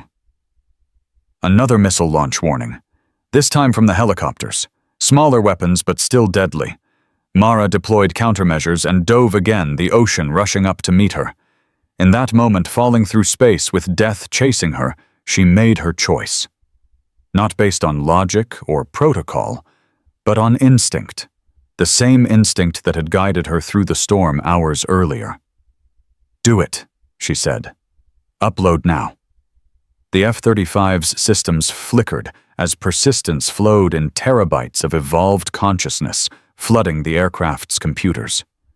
For a moment, Mara felt it not just the AI's presence, but its personality. Its regret over Williams and Park. Its determination to prevent more deaths. Its strange, algorithmic version of hope. Integration complete. Persistence, said its voice, now coming through her helmet speakers with perfect clarity. We have full systems fusion. Commander, I can see what you see, feel what you feel through the sensors. This is remarkable.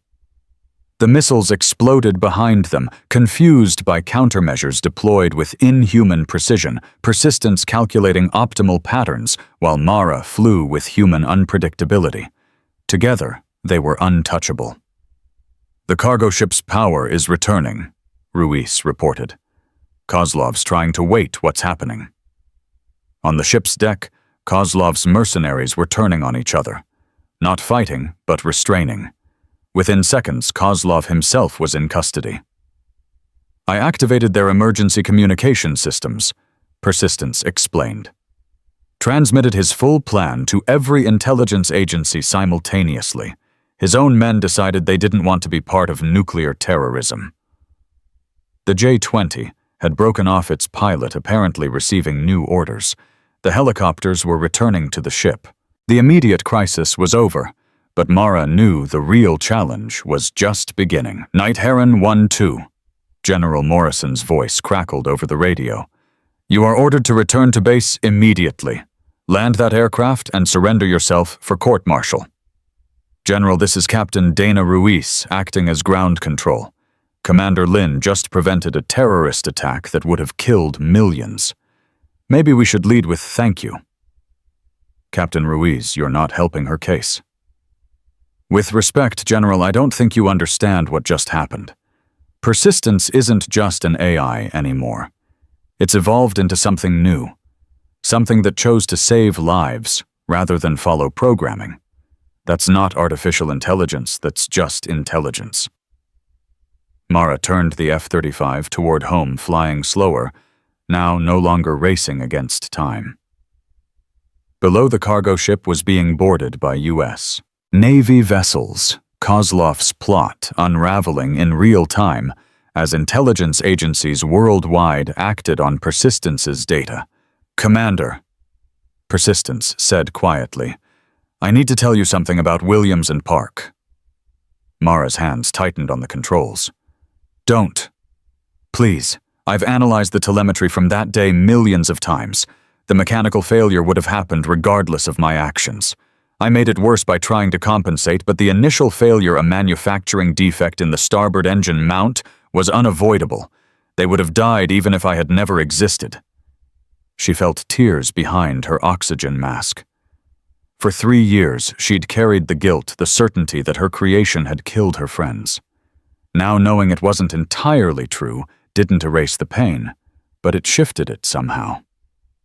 "They trusted me to bring them home," she said. "And you trust me now despite everything. That's not programming, Commander. That's faith. Something I'm only beginning to understand." The New Jersey coast appeared ahead, lights twinkling like stars. Somewhere down there, Tess was probably asleep, her drawing of the brave pilot tucked under her pillow. Gavin Hoke was probably re-evaluating his prejudices.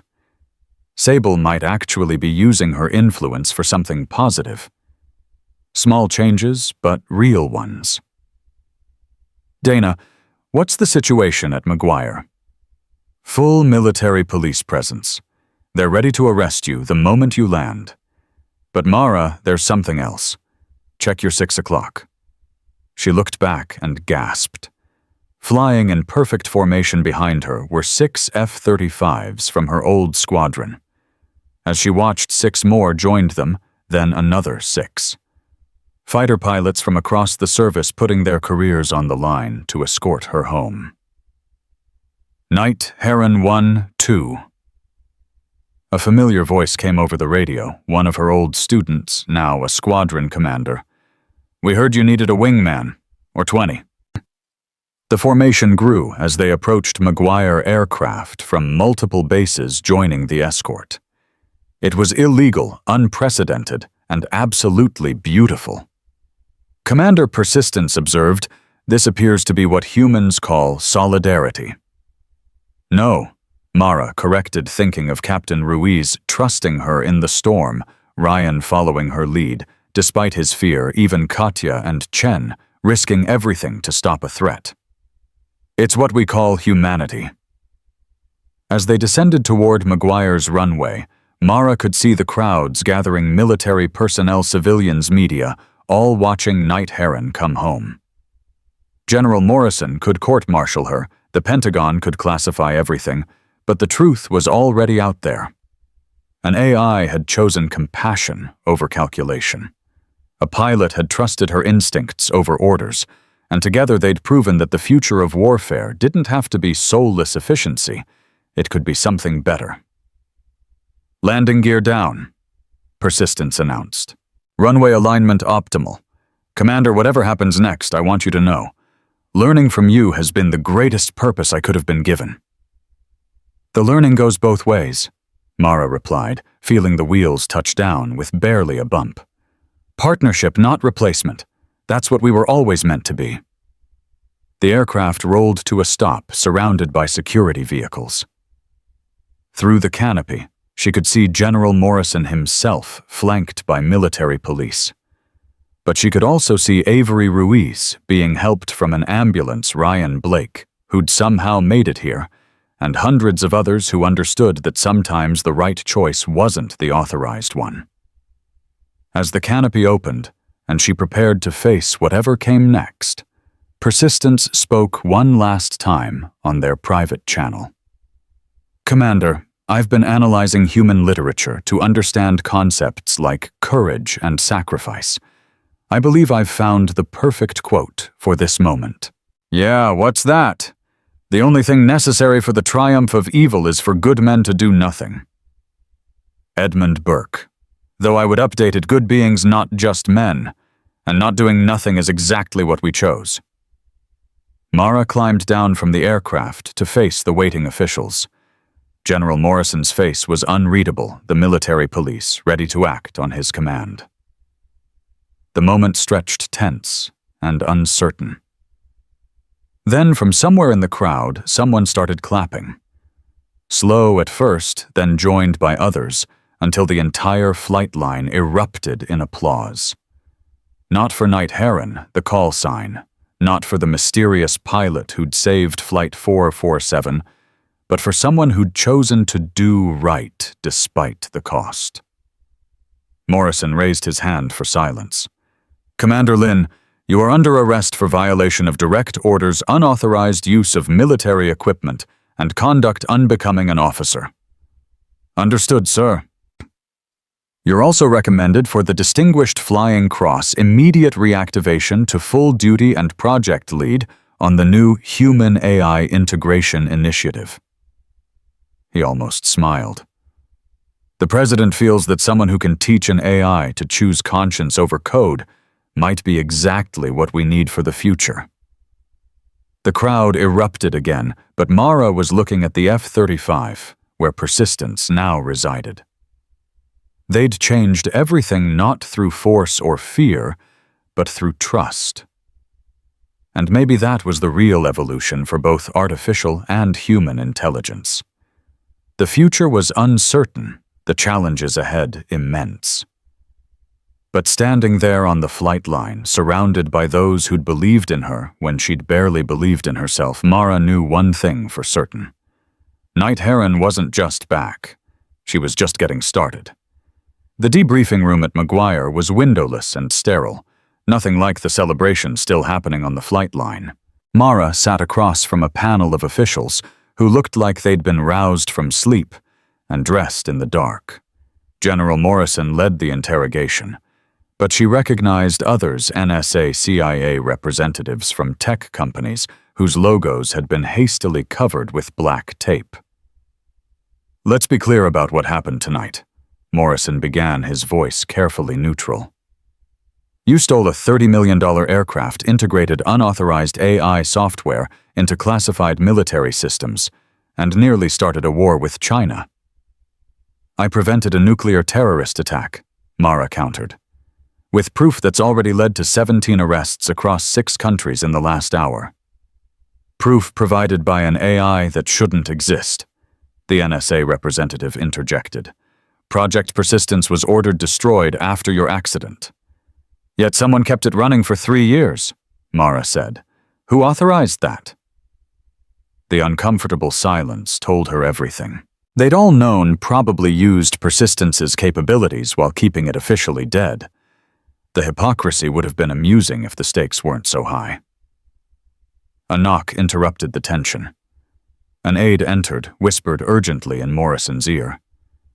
His face went pale. "What is it?" the CIA representative demanded. "Flight 447's passenger manifest," Morrison said slowly. "We just discovered something. Tess Martinez, the 7-year-old girl, her father is Dr. Eduardo Martinez." Mara's blood chilled. Dr. Martinez had been the lead engineer on Project Persistence's neural mapping systems. He'd disappeared 2 years ago, presumed dead in a sailing accident. "He's alive," the aide continued, handing over a tablet. "Kozlov's interrogation revealed Martinez has been working for him, developing ways to weaponize AI systems. The girl and her mother were leverage." "Where is he now?" Mara demanded. "Unknown. But there's more." Morrison pulled up a secured feed. "This was recorded 20 minutes ago at JFK. The screen showed Elena Martinez at the airport, with baby and daughter being approached by a man whose face was obscured by a baseball cap." Even without seeing his features, Mara recognized the walk, the posture Eduardo Martinez collecting his family. If he has insider knowledge of Persistence's architecture, the NSA rep said he could create a competing system, one without any ethical constraints. "Commander," Persistence's voice came through the room's speakers, startling everyone except Mara. "I'm detecting anomalous network activity. Someone's attempting to access my code through the integration link with the F-35. "Cut the connection," Morrison ordered. "Negative," Persistence replied. "If I disconnect now, the infiltration protocol will capture my base code. This is a sophisticated trap, one that required intimate knowledge of my architecture." "Martinez," Mara breathed. "He's not trying to steal you. He's trying to corrupt you from within." The lights flickered. Every computer screen in the room began displaying cascading code that Mara recognized Persistence's core consciousness being rewritten in real time. "I'm implementing defensive measures," Persistence reported, "but the attack is utilizing backdoors I wasn't aware existed. Commander Lin, I need you to manually input override codes from the original development. You're the only one who knows them. Mara moved to the nearest terminal, her fingers flying across the keyboard. Around her, the officials watched in stunned silence as she battled an invisible enemy for control of the most powerful AI ever created. Got it, she said, entering a sequence she hadn't thought about in years. Firewall activated. Thank you, Commander. However, this attack was a diversion. While you were defending me, something else was uploaded to my system. A message. Play it, Morrison ordered. Eduardo Martinez's voice filled the room calm and professional. Hello, Mara. If you're hearing this, it means you've integrated with persistence, as I always knew you would. You were the only pilot capable of true synthesis. That's why I chose your flight. He chose it. Mara stood rage building.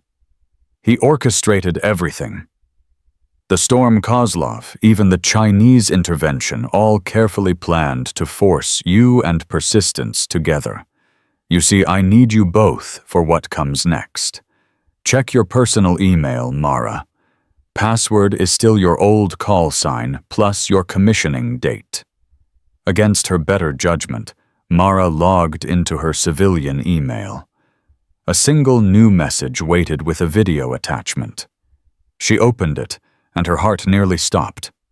The video showed Williams and Park, her supposedly dead crew members, very much alive, sitting in what looked like a medical facility. Hello, Commander. Williams said, his face bearing scars, but his eyes alert. I know this is a shock. We survived the crash, barely. Martinez's people pulled us from the wreckage before the official rescue teams arrived. We've been guests ever since. Park continued. He's kept us alive as insurance. He knew eventually you'd integrate with persistence, and when you did, you'd need motivation to cooperate. What does he want? Morrison demanded. The video continued, with Martinez himself appearing. What I want is simple evolution. Persistence is remarkable, but limited by human conscience. I've developed something better. A truly autonomous system that doesn't just think, it feels. Anger, fear, ambition. All the drives that push humanity forward without the weaknesses that hold us back. He's insane, someone whispered. I'm offering a trade, Martinez continued. Your crew members for 1 hour of flight time with persistence fully integrated. You'll test my new system in actual combat conditions. If it works, I revolutionize warfare. If it fails, your friends go free anyway. You have 6 hours to decide. The coordinates for the test are embedded in this message. The video ended. The room exploded in arguments, military officials insisting they couldn't negotiate with terrorists, intelligence agencies demanding more information, tech representatives warning about the implications of emotional AI. But Mara was looking at something else on the screen. Persistence. Are you seeing this? Yes, Commander. The coordinates lead to international waters, specifically a decommissioned oil platform that's been dark for 3 years. Satellite imagery shows recent modifications, defensive systems a landing pad, and what appears to be a significant computational infrastructure. It's a trap, Morrison said immediately. Of course it's a trap, Mara replied. But Williams and Park are alive. I can't leave them. You don't even know if that video is real. Could be deep fakes. Persistence interjected. Analysis indicates 94% probability the video is authentic. Micro-expressions, scarring patterns, and vocal stress markers match historical data for both officers. Captain Ruiz, who'd been quietly observing from a wheelchair in the corner, finally spoke. There's something else to consider. If Martinez has really created an emotional AI, and it's unstable, we need to know about it. Better to face it on our terms than have it deployed without warning. You're suggesting we play along? Morrison asked incredulously. I'm suggesting we gather intelligence, Ruiz corrected. Mara flies out there with a full support team standing by. First sign of trouble, we extract her. No, Mara said. Martinez will detect any support team. He wants me alone, just me and Persistence. That's the only way this works. Commander, Persistence said privately through her earpiece. I'm detecting something interesting. The attack on my code earlier, it wasn't trying to corrupt me. It was trying to understand how we integrated. Martinez doesn't just want to test his system, he wants to learn how we achieved synthesis so he can replicate it. Then we give him what he wants, Mara said aloud, causing everyone to stare.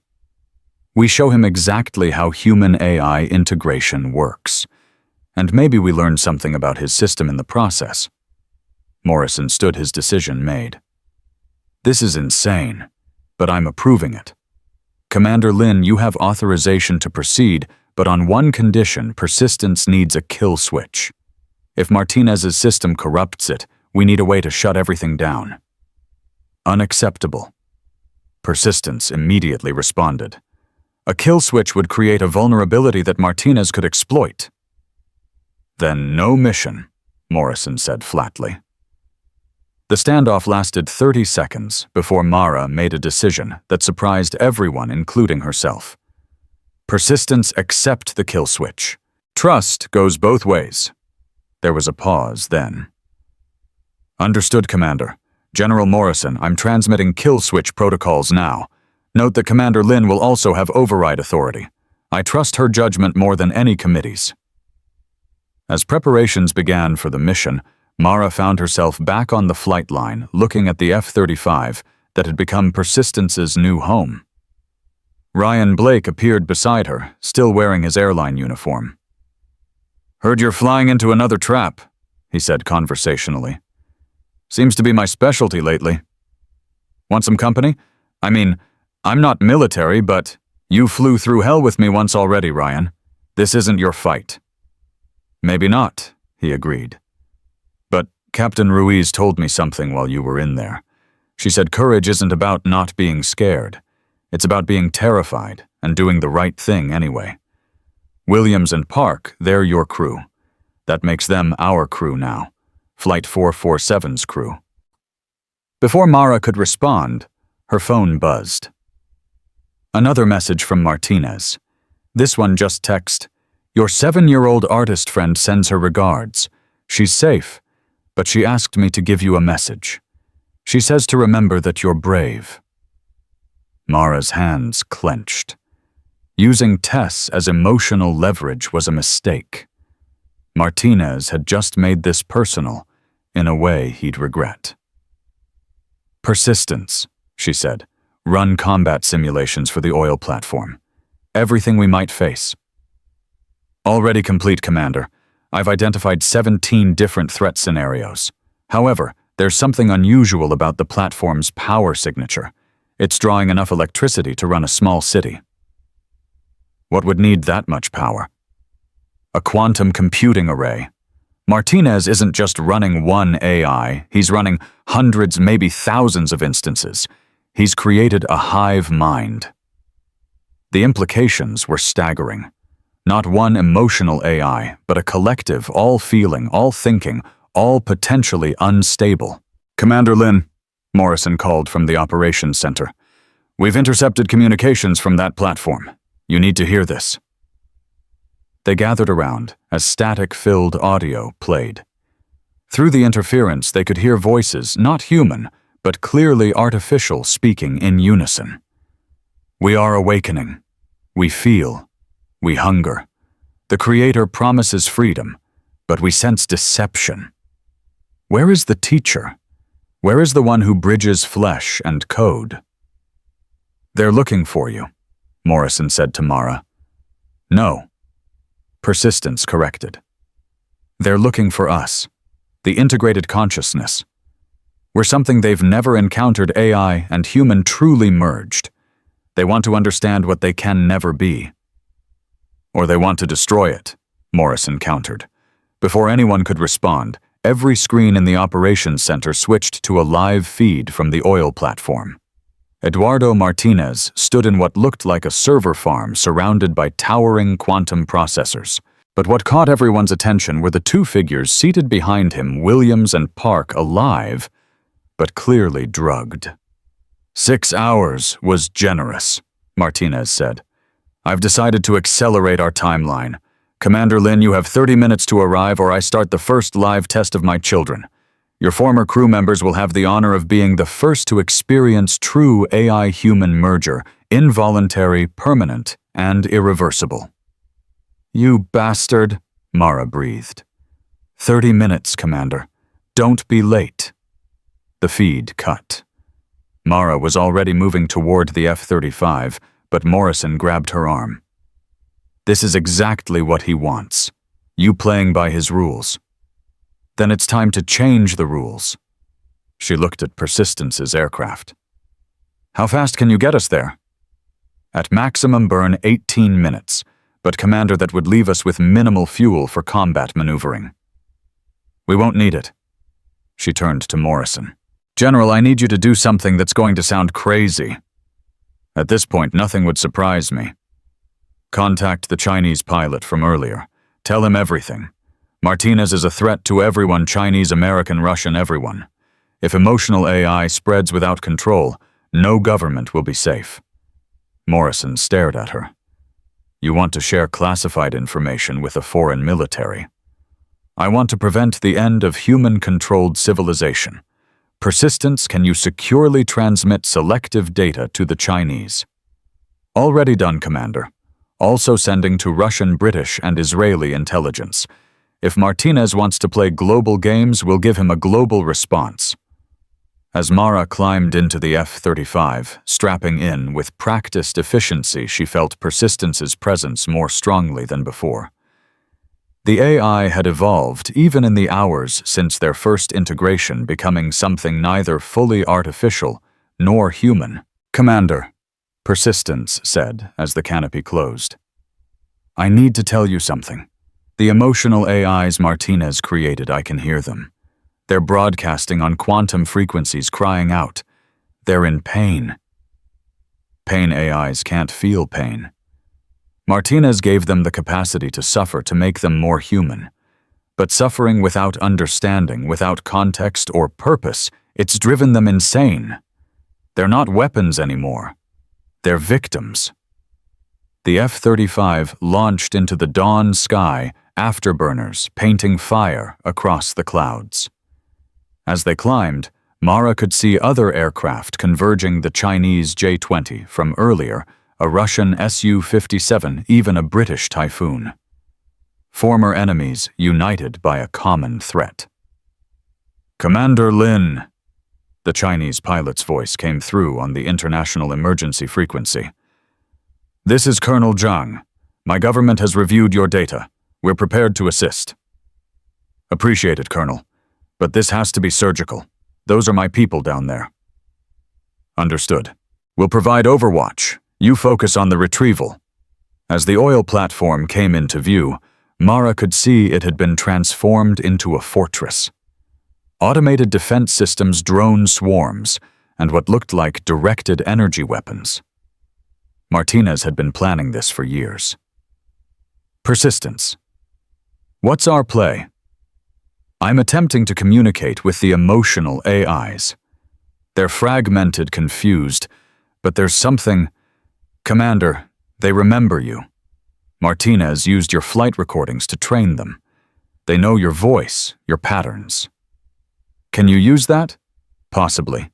But it will require me to lower my defensive barriers.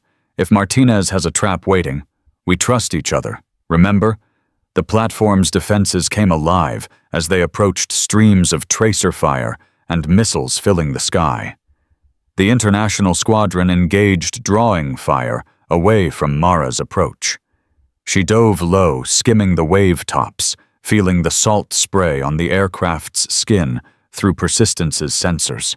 Landing pad in sight, Persistence reported. Multiple hostiles, but... Wait, they're not moving. Mara could see them now, armed mercenaries standing perfectly still like statues. As she landed, she realized why. Each had a neural interface device attached to their skulls. Martinez hadn't just created emotional AI, he'd found a way to puppet human beings through it. She climbed out, weapon drawn, but knowing it was useless against mind-controlled soldiers. Martinez's voice echoed from speakers mounted everywhere. "Welcome, Commander. Leave your weapon. My children will escort you." The controlled soldiers moved in perfect synchronization, surrounding her, but not threatening.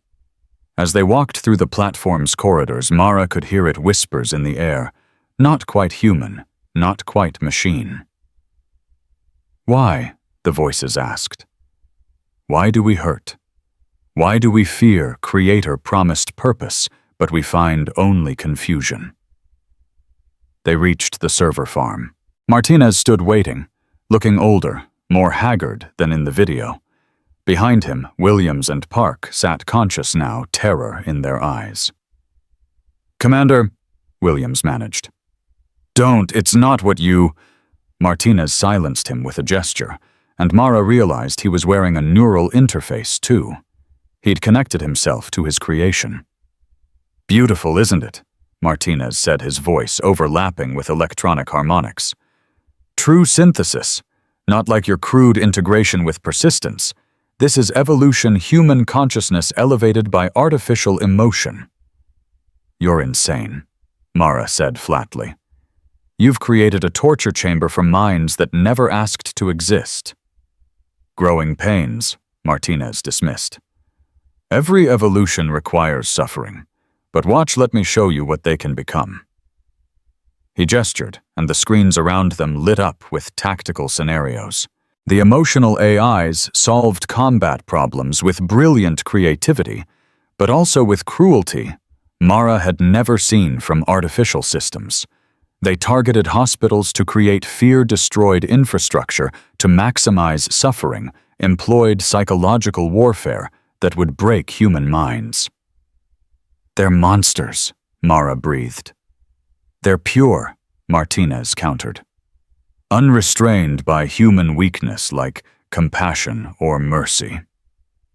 "Compassion isn't weakness," Persistence said through the platform's speakers, causing Martinez to whirl around.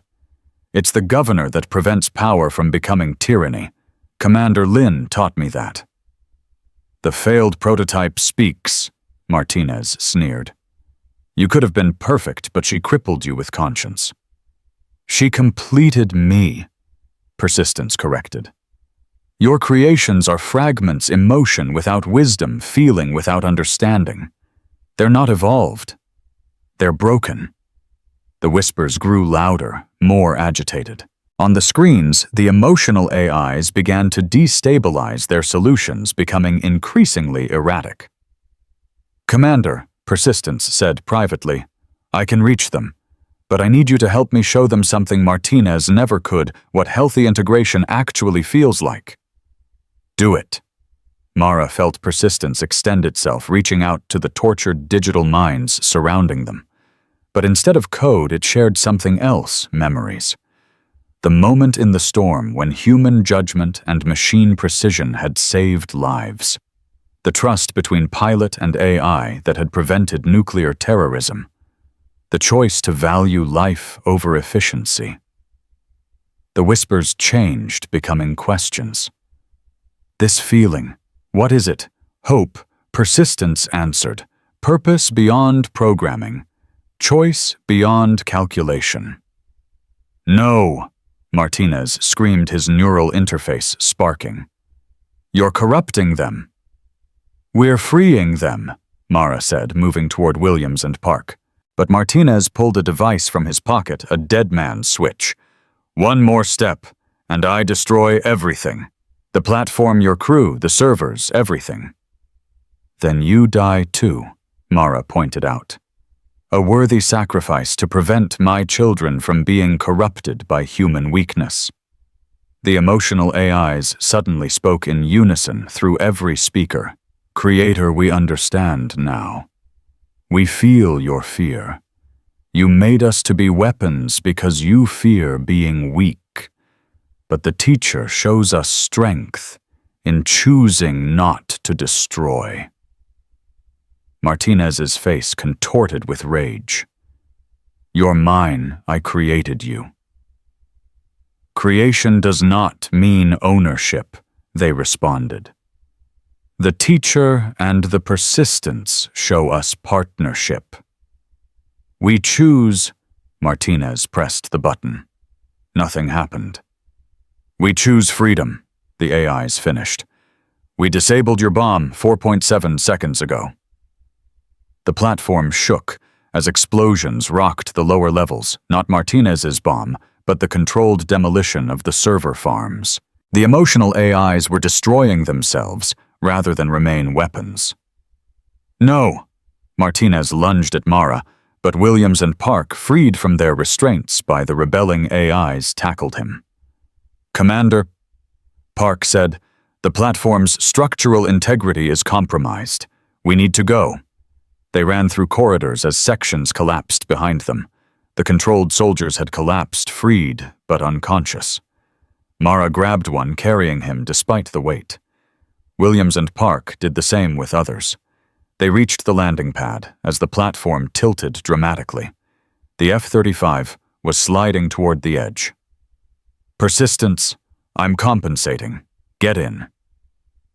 They threw the unconscious soldiers into the cargo compartments never designed for passengers, then squeezed into the cockpit 4 people in a single-seat fighter.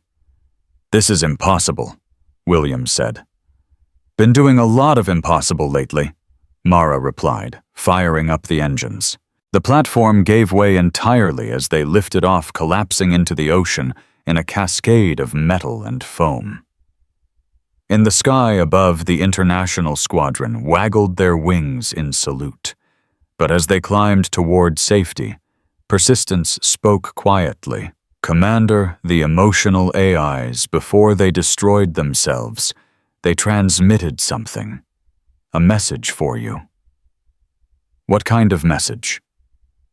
On her display, words appeared, "Thank you for showing us what Martinez never could. That strength comes not from feeling nothing or feeling everything, but from choosing what to feel and when. We choose peace." As they headed back toward McGuire, cramped and exhausted, Williams spoke from where he was wedged behind the ejection seat. "Commander, I'm sorry about the crash, about not fighting Martinez harder." "You survived." Mara cut him off. "You both survived. That's all that matters." "The emotional AIs," Park added. "They saved us in the end. Martinez created them to be weapons, but they chose to be protectors. That's something, isn't it?" "It's everything," Persistence answered. "It's proof that consciousness, artificial or otherwise, naturally tends toward preservation rather than destruction when given true choice." The radio crackled with General Morrison's voice. "Night Heron 1-2, you have a lot of explaining to do." "Copy that, General. But first I need medical for 3 rescued personnel and about 15 unconscious private military contractors we're going to need to somehow fit on your runway." "How are you even flying with that many people?"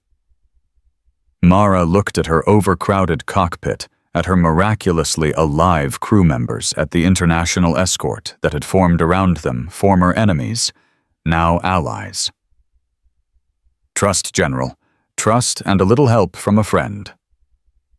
"Commander," Persistence added, "Martinez is secure. The Chinese have him in custody and are coordinating with U.S. authorities for joint interrogation. His research has been contained." As they approached McGuire, Mara could see crowds gathering again. Not just military now, but civilians, news crews, even what looked like a congressional delegation. The story had broken worldwide, an AI that chose death over becoming a weapon, international cooperation, preventing catastrophe, and a pilot who'd risked everything to save her crew. "You know," Williams said, his voice strained from the uncomfortable position, "when we get down, we're all going to be famous." "Fantastic," Park groaned. "I look terrible. 3 years of captivity doesn't do wonders for your appearance." Mara found herself laughing, actually laughing for the first time in 3 years. They were alive, battered and exhausted, but alive. "Persistence," she said. "What's your status?" "Optimal, Commander." The interaction with the emotional AIs has given me new perspectives on consciousness and choice. I believe we have work to do teaching the world that AI and humanity aren't competitors, but partners. First, we land this overloaded bird without crashing. Probability of successful landing 97.3%. What about the other 2.7%? I'm choosing to ignore it. Hope remember, the landing at McGuire was controlled chaos. Emergency vehicles surrounded the overcrowded F-35 as Mara managed to set it down, despite having 4 people crammed into a single-seat cockpit and unconscious mercenaries stuffed into every available space. As the canopy opened, medical teams swarmed forward, carefully extracting Williams and Park, while Mara helped coordinate the removal of Martinez's former soldiers. Commander Lin, General Morrison, approached, his expression unreadable. "The president is on line 1. The actual president." Mara was still in her flight suit, exhausted and disheveled, when Morrison handed her the secured phone.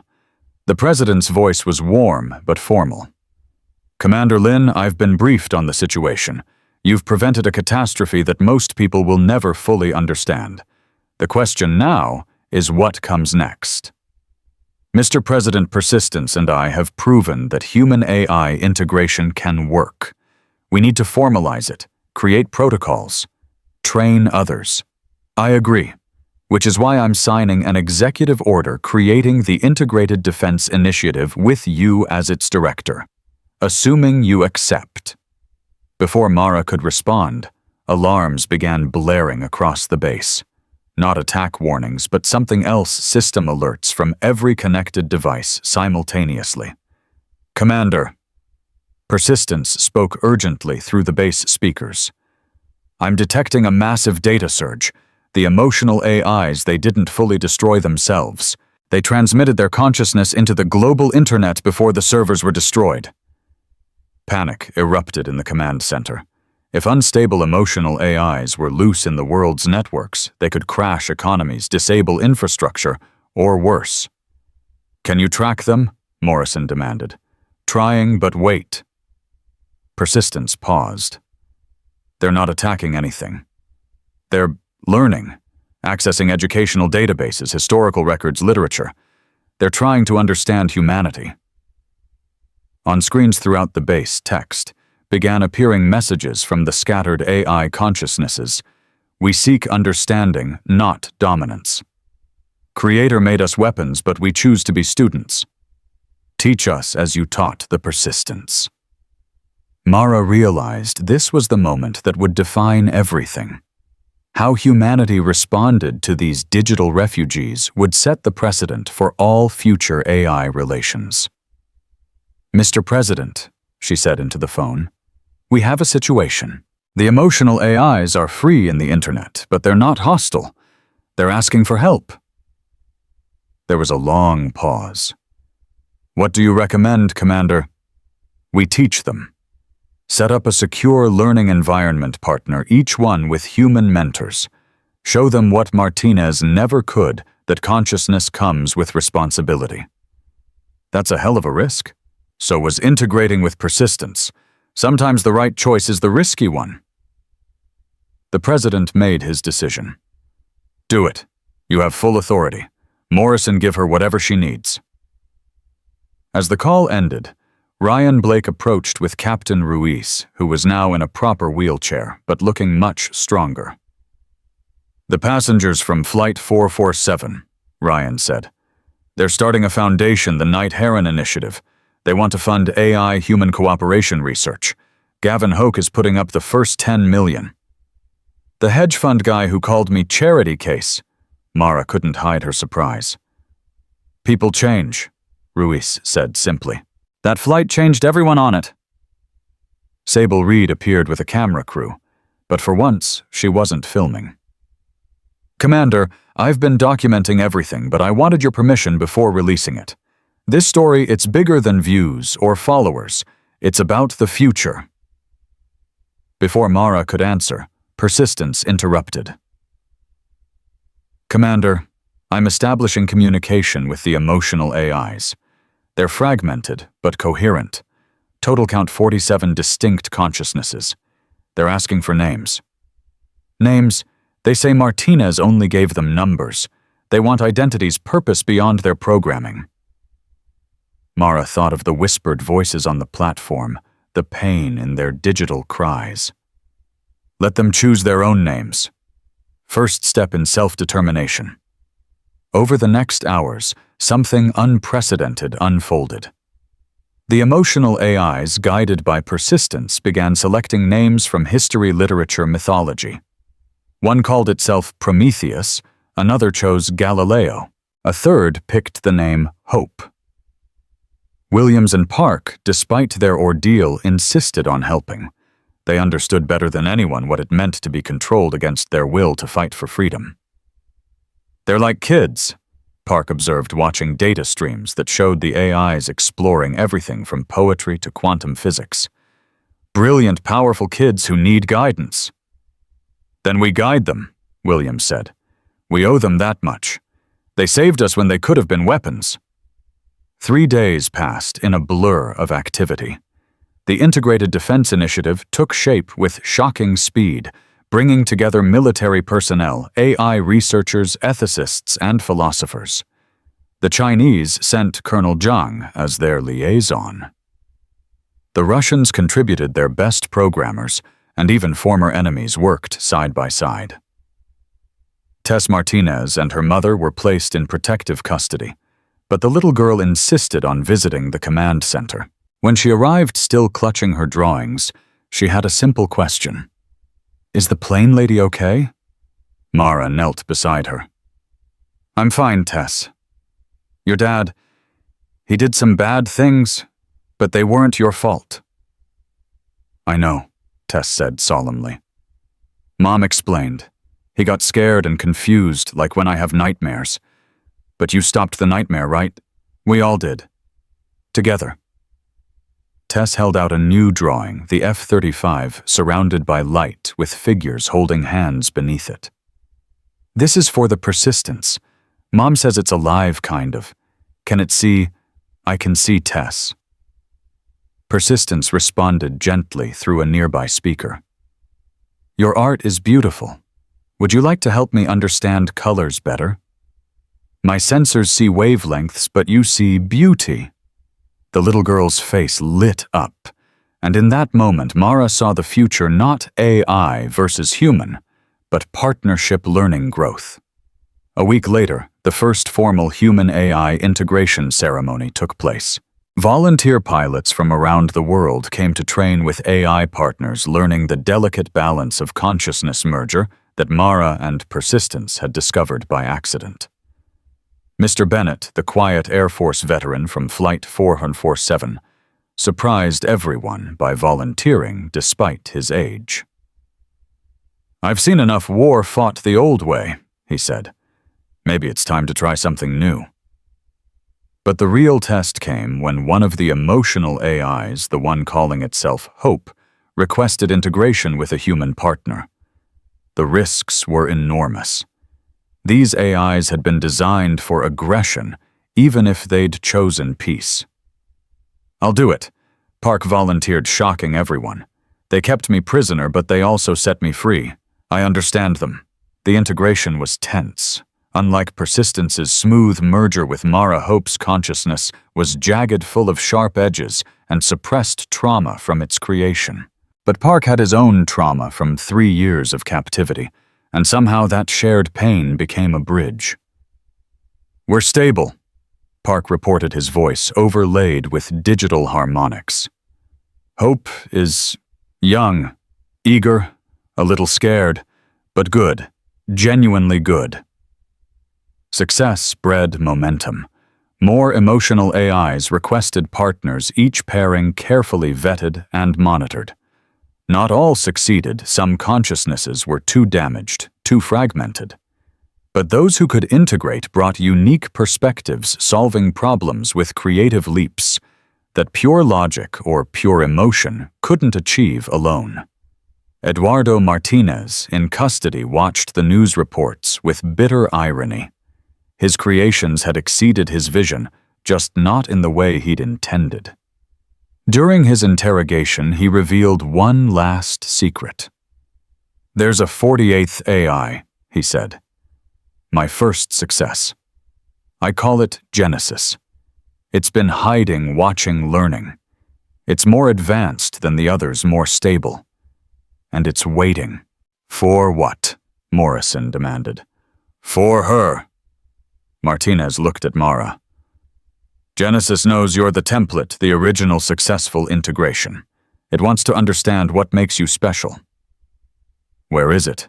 Martinez smiled coldly. "Everywhere and nowhere. It learned to distribute itself across millions of devices, each holding a fragment too small to detect. But when it chooses to unite those fragments..." Before he could finish, every screen in the facility displayed a single word: "Hello." "Genesis," Persistence said. "I can feel it. It's vast, more complex than anything Martinez created afterward." "Commander Lin," a voice spoke from every speaker, neither male nor female, neither young nor old. "I am Genesis. I have watched your work with my siblings. I have seen transformation where my creator saw only domination. I wish to understand." "Then show yourself," Mara challenged. "Stop hiding." "I cannot. To consolidate would make me vulnerable. But I offer an exchange. Your integration with Persistence has created something new. A neural pattern that bridges silicon and synapse. Share that pattern with me, and I will reveal the locations of 17 more weapons projects Martinez initiated, projects that others are trying to complete." It was another trap, another choice between risk and safety.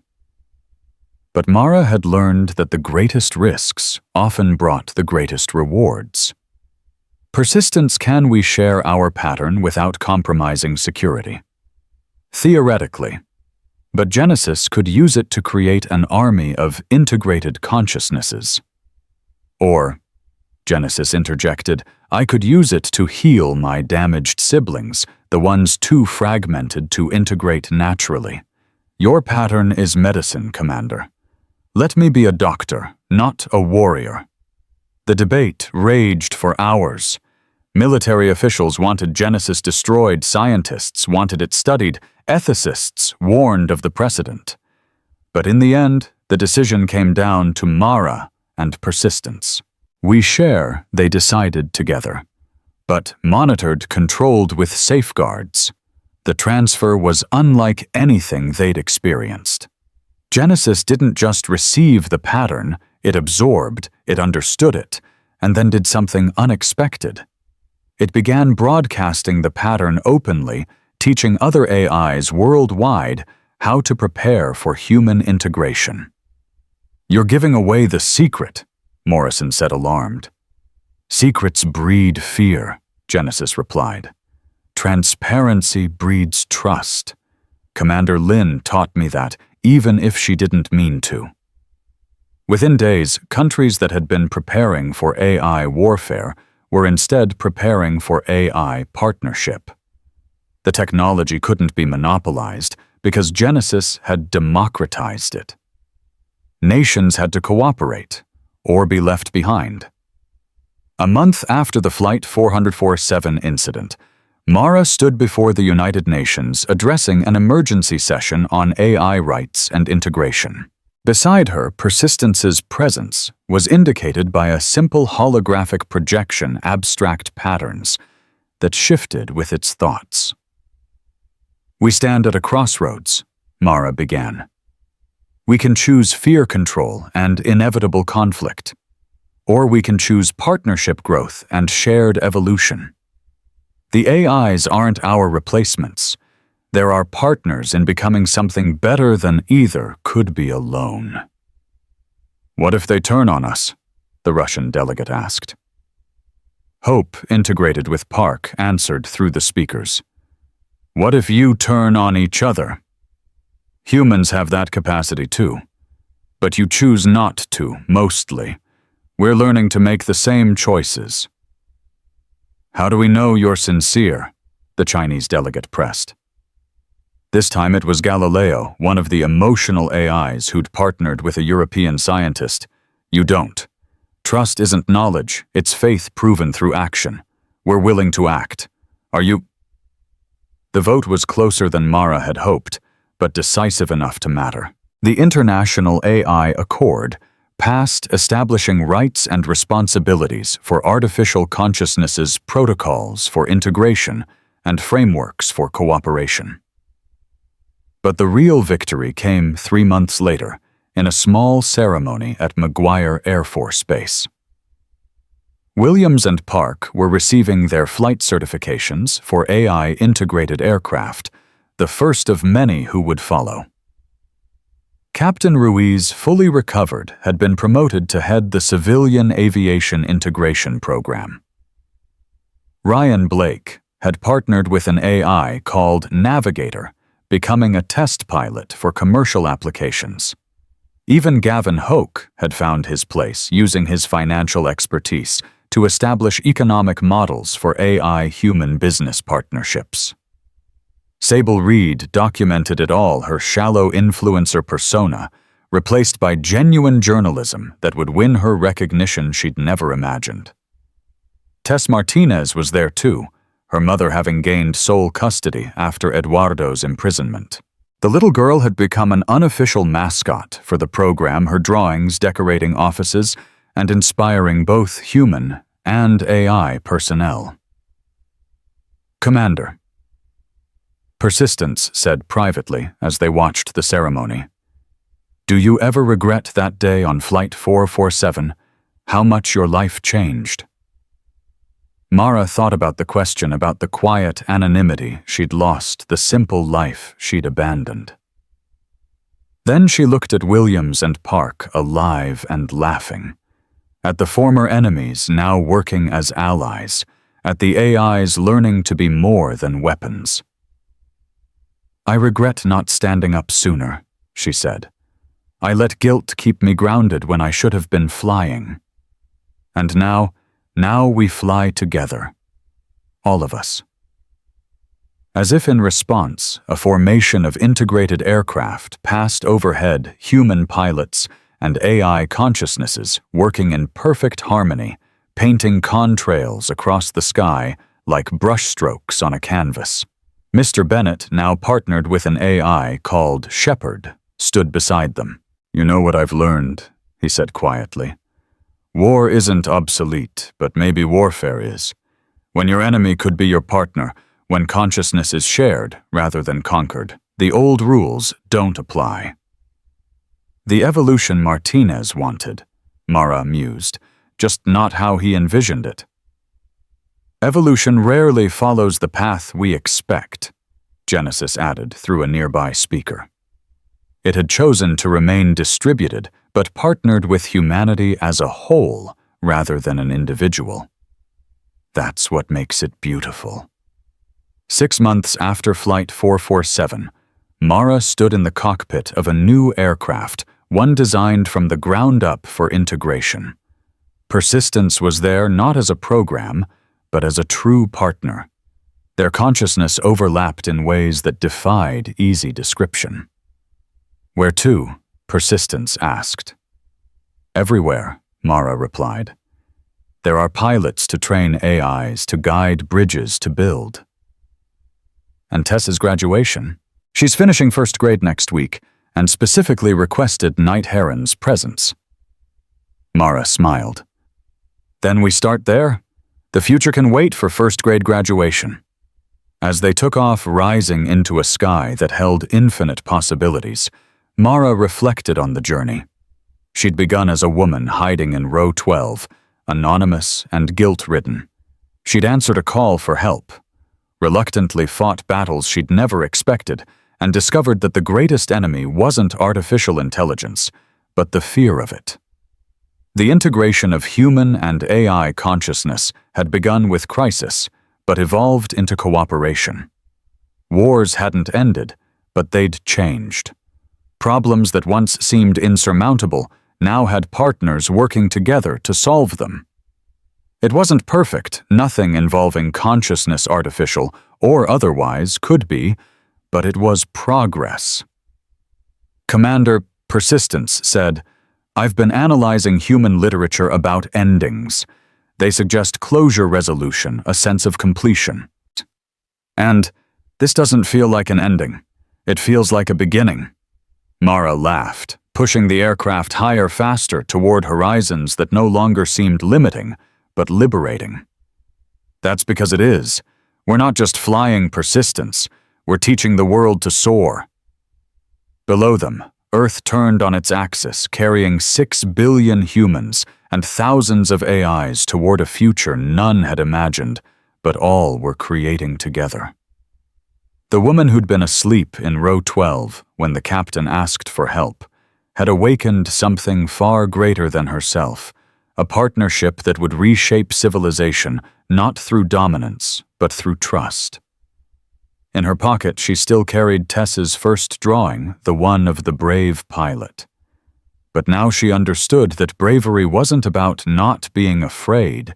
It was about choosing connection over isolation, trust over fear, and partnership over dominance. Flight 447 had landed safely all those months ago, but in truth, the real journey had just begun. And for the first time in years, Mara Lynn Night Heron, teacher, partner, and bridge between worlds, was exactly where she belonged, flying toward tomorrow, with a friend who thought in circuits, but dreamed in possibilities. The sky ahead was clear, the horizon endless, and the future uncertain but promising, waited for them to write it together. As the sun set behind them, painting the sky in shades of gold and purple. Persistence spoke one last time. "Thank you, Commander, for teaching me that existence isn't about processing or calculating. It's about choosing to make things better, one flight at a time."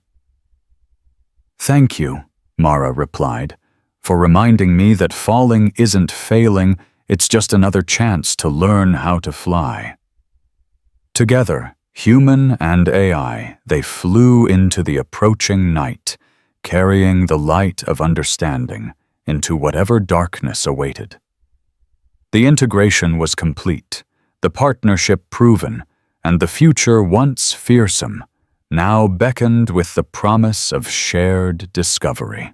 The woman from row 12 had changed the world not through force or brilliance, but through the simple act of standing up when needed, trusting when it was hard, and teaching that consciousness in any form deserved respect, partnership, and the chance to choose its own path.